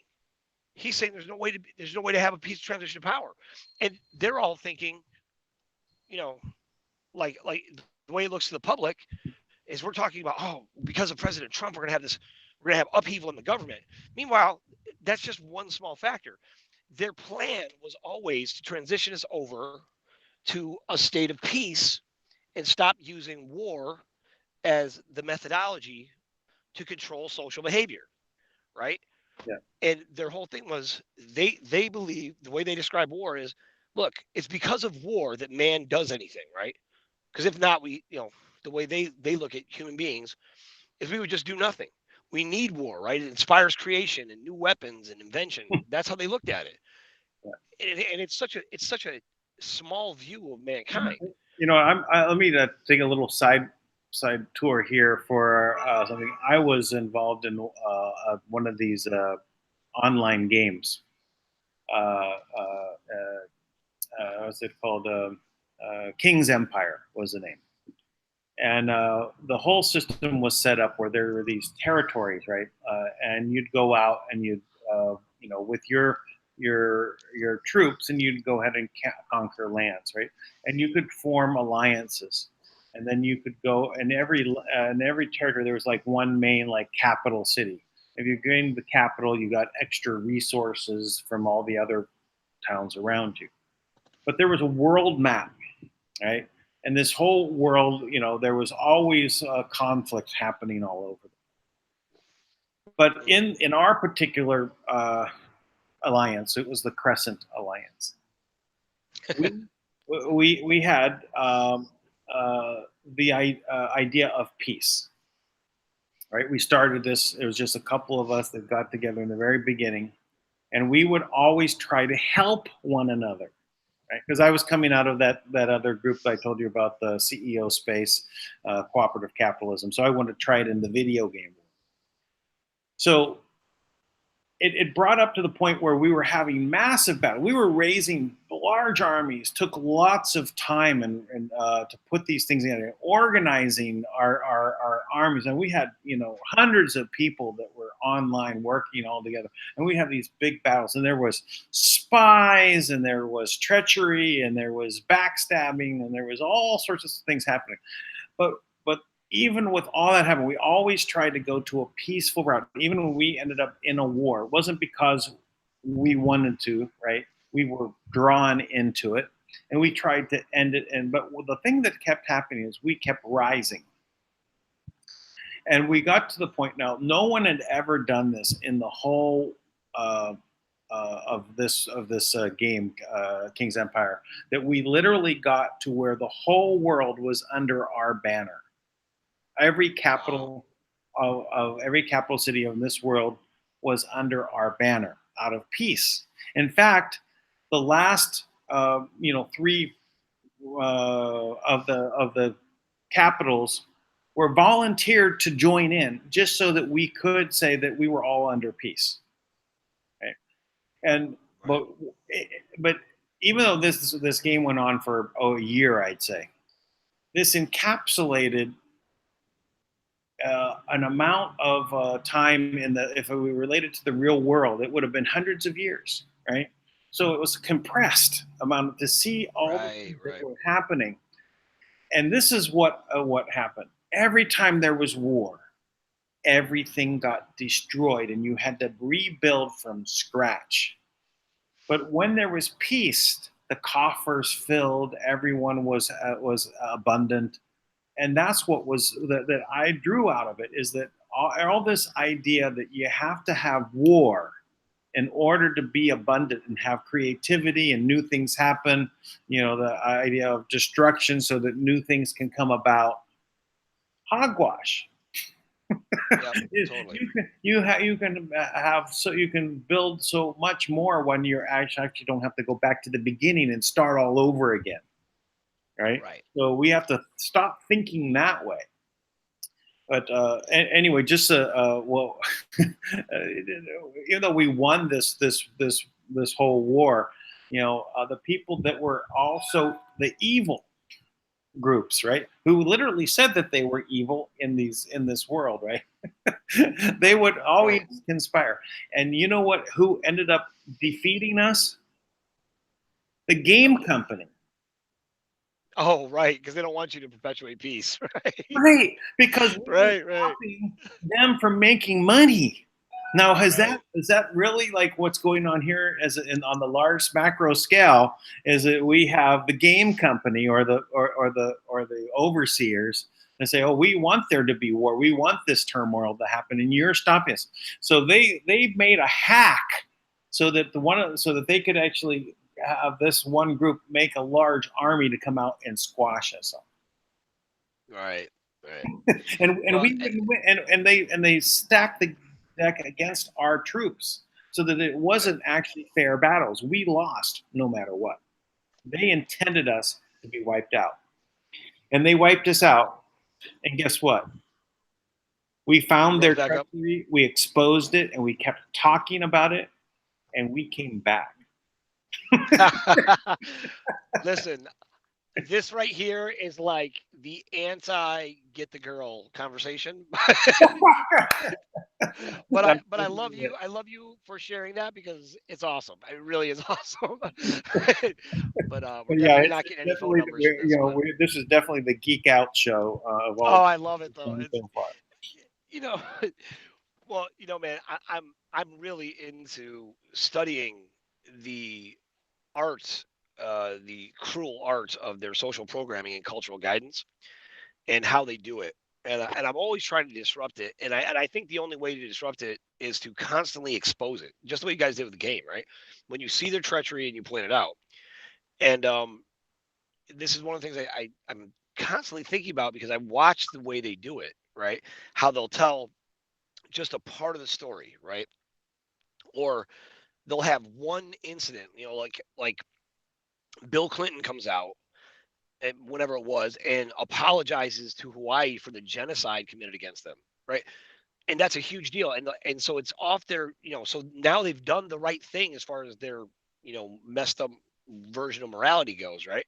Mhm. And and then they turn around and like bury it. You never even hear about it, right? People think you're crazy to talk about Hawaii. I mean, like unless you're from there, right? And people, and even after a while, what happens is we just accept it and we use catch terms like that's the way it is. What are you gonna do? You can't fight the man. Like all these, like we just accept it, and it becomes something. And even now, what they're doing, they're drowning us with things that are abominable and it's so bad. The programming is so bad that it just seems the appearance is that the masses are completely accepting of it, right? And people will go with kind of a mass consciousness, right? They'll just kind of go with the crowd. So they come out, and you can tell. I'm in New York, and I'm telling you, people have no idea what this law is that was passed. That so much so that when I describe it to them, I'm like, wait, I'm like, are you sure you know what you're talking about? That you think it's okay? Because I'm not even talking about an abortion up to 40 weeks, which is already horrible. I'm talking about a baby that survives. You think that it affects the mother's health if you save that baby after the baby's already out and alive? Right. Like they're just not considering the whole thing. That's what's scary. Yeah. Yep. And that's because they want to lead it up to the 100th month abortion, right? They literally it's the bridge. They've moved it all the way up until now already the baby's born. Now you can abort it after birth. And how far after birth? A week later, a month later, a year later, 2 years later, 10 years later? Do they have to make it to 18 and be considered an adult before they can't be aborted? I mean, what is their cutoff? The answer is there is none. They Right. just want to basically make it so that they can kill off anyone anytime, and it is not bad. Right. And That's exactly what they're doing. Is they want it to be okay. They want to justify, yeah, and they then want the it cows doesn't to become a accept, jump. they want You the know, cows to accept their inevitable death as being okay with them. right? And then in this plan, which is the actual plan, right? Where think about it, it's not a stretch. If all of a sudden there is a worldwide, outbreak of some horrible disease, right? Which this has been derailed, so I don't want to freak anybody out, but I think it's important to know the plan. You have some outbreak of some horrible disease that is wiping out people everywhere. And inevitably, that results in wars going everywhere, right? Right. And then you have, in addition to wars breaking out, you have, um, you have, you have famine break out, right? Because there's famine because there's not enough people to work and there's we can't trust the food and all the food's contaminated, right? Because they've already contaminated the food, right? So it wouldn't even be hard. So now because you have famine, you have all this. What's the next step? Well, cannibalism, right? Like, you know what? I had to do it. I had to. I had to. And so now they've mainstreamed something that they're doing, and they literally have us cannibalizing ourselves. You know, I Yeah, mean, that's the kind of crazy level this goes to that just that's the seems ultimate programming. ridiculous. Everything that they're doing to us, they want us to just accept as being normal, including the satanic worship. They want everyone to be worshiping the satanic and then eating everyone else, and then just consuming each other as batteries, and that's just the only thing that there is. And then to take us to the point where then they can remove our sexuality, remove our humanity, every aspect of it, and then just insert us into the matrix as Borg drones. There we go back Right. to the tech side, but the geeky side. But Yeah, that's and the big target right now is the alpha male, right? They're putting out articles saying it's unhealthy to be, the alpha male mentality is unhealthy, right? So they're oh, they're trying to turn starting with all I want a nice big frothing mug of toxic masculinity. I really want to drink that hearty drink, and I'm going to drink it all day long because you know absolutely. Oh, I, I am, I'm like this. I, I love women for being women, and I love, you know, and I am a man, and I'm going to be a man, right? And I'm not, and I think it's so ridiculous the way they're trying to feminize men, right, and make us feel ashamed for being men, right?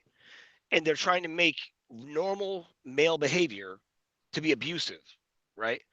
right. So now it won't be long before you open the door for a lady and it's like, oh, I don't need you to open the door for me. Like it's like Well, that's already all that there. kind of nonsense. Yeah, It's already all there. that stuff. Yeah. So I was raised that way to hold the door open for women, and I do, and then they also, and I have dealt with that pretty much for a long, long time. I can't even remember when it was, the oh, thank you. It's more, they just ignore it. If anything, some of them will make comments. Yeah, but I think women that are I mean in general, first of all, there's just a natural there's the order the way they're creating it, the androgynous keep us from overpopulating the earth nonsense that they're perpetuating. They've got Alexandria, Cortez. Every time she talks, I'm like, how can no one else see how many holes there are in what she says? She never knows what she's talking. She never knows the context or the history of what she's saying. She just argues the token argument. This is the argument, right? So this is what we say, right? yeah. And that's all she does is just repeat those things. But she never knows why. She never really knows what's going on, right? I mean, she's saying things about the people just shouldn't have kids. People shouldn't have kids. What are you talking about? People shouldn't have kids.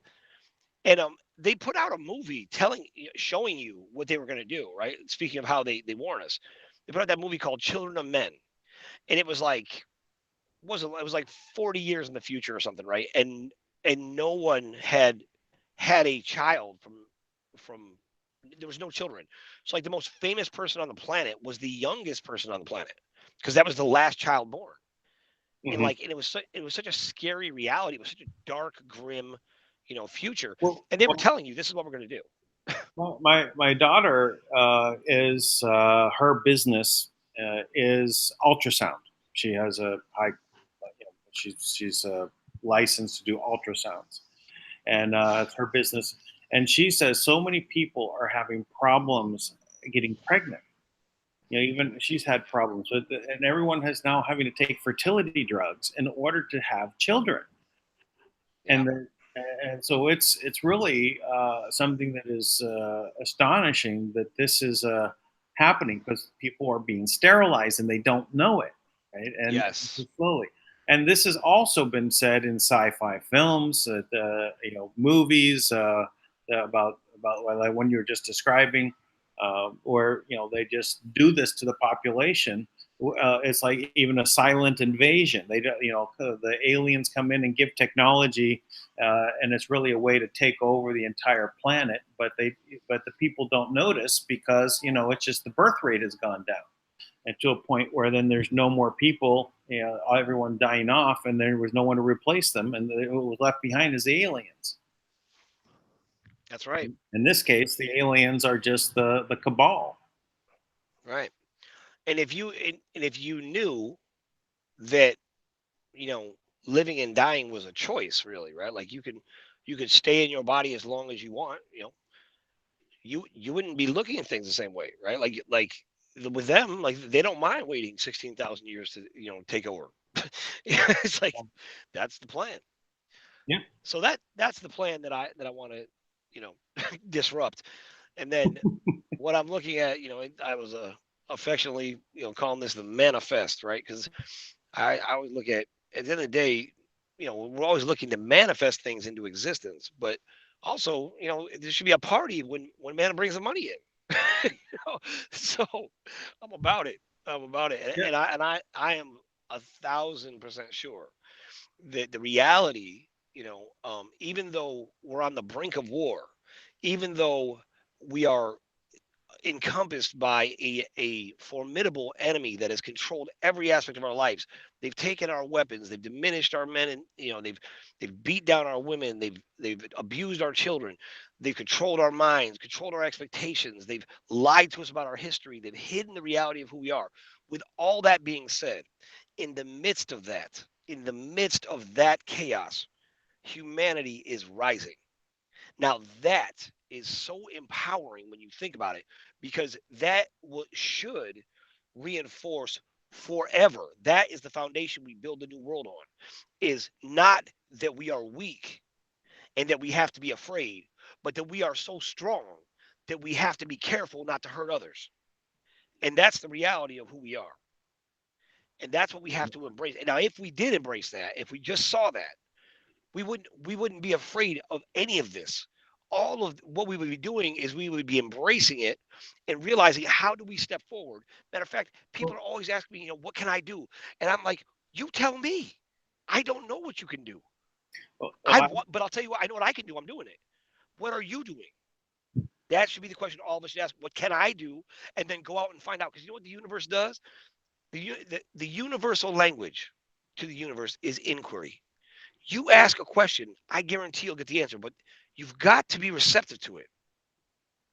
It'll show up. I think that you came up with a really good term. I thought it'd be a really great party name for the when people get funded from Mana World Holding Trust, is to have a Mana Fest. Right, exactly. I agree. No, believe me, I'm going to have a manifest party in Manhattan.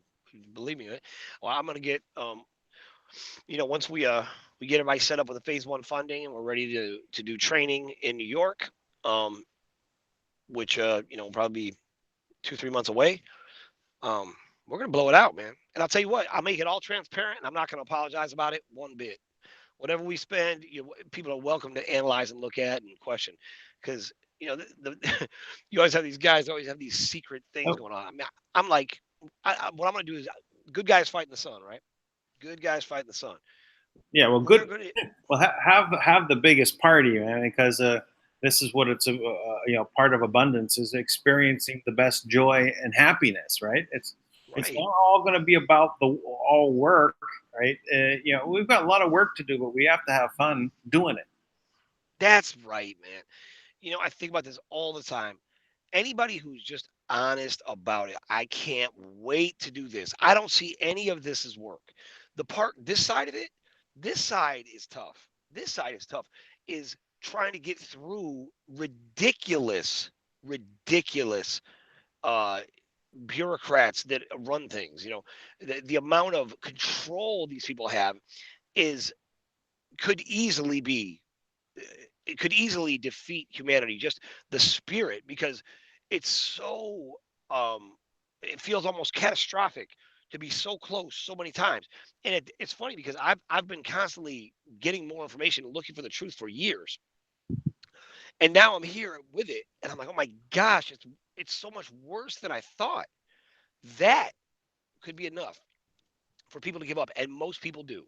To be honest, Yeah. most people go with this slave structure because they're beat down and they think I can't do it. It's too hard. I try. I mean, and even like a lot of the old school truthers, right? They got so far and then they got beat up. I mean, bad. You know, there's one guy who was talking the other night. At some point, he was homeless, right, in his car, and his wife left him. I mean, I get it. I've been through some of this stuff, right? And and then and now he's so focused on the global currency reset, and he's like, my sources are saying it's really close. I'm like, can you imagine? And so it's very hard for someone like that to jump and say, look, man, I'm sorry, but that's not what's going to happen. You know, and if it did, it wouldn't be good for us. But I understand you've already made a big jump. You went out there for all because of him.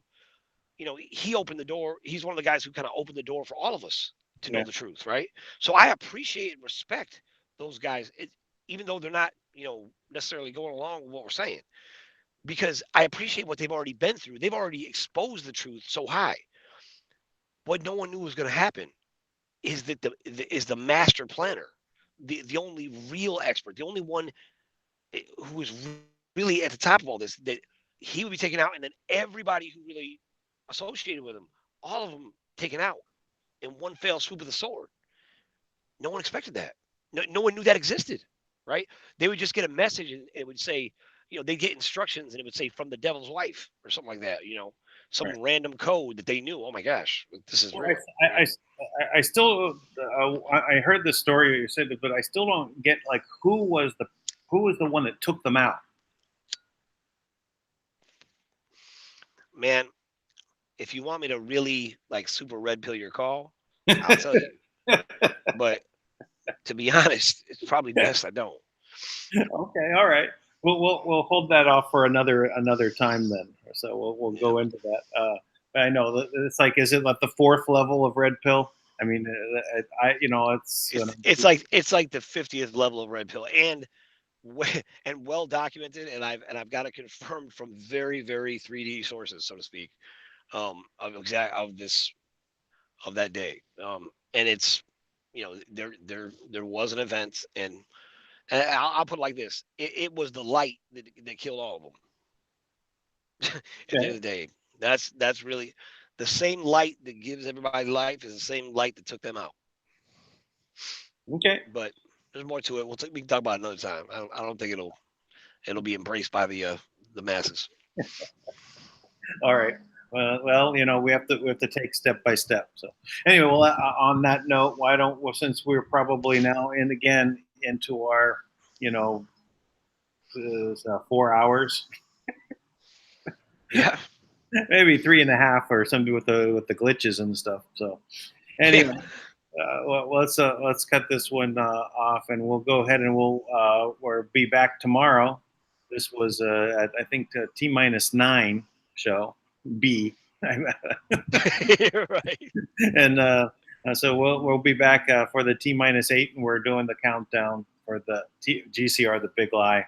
And so we'll thank you all for working with us through this. And I know these are long, but we find it, that this is probably helpful for a lot of people to hear the back and forth. So again, thanks for joining. Please share this, pass this on, copy and paste the link, even put it into your emails. Just ask others to do the same. This is the way we can break through the shadow ban. That's right. All right, Dan, thanks so much, man. I'll talk to you very soon. Bye-bye.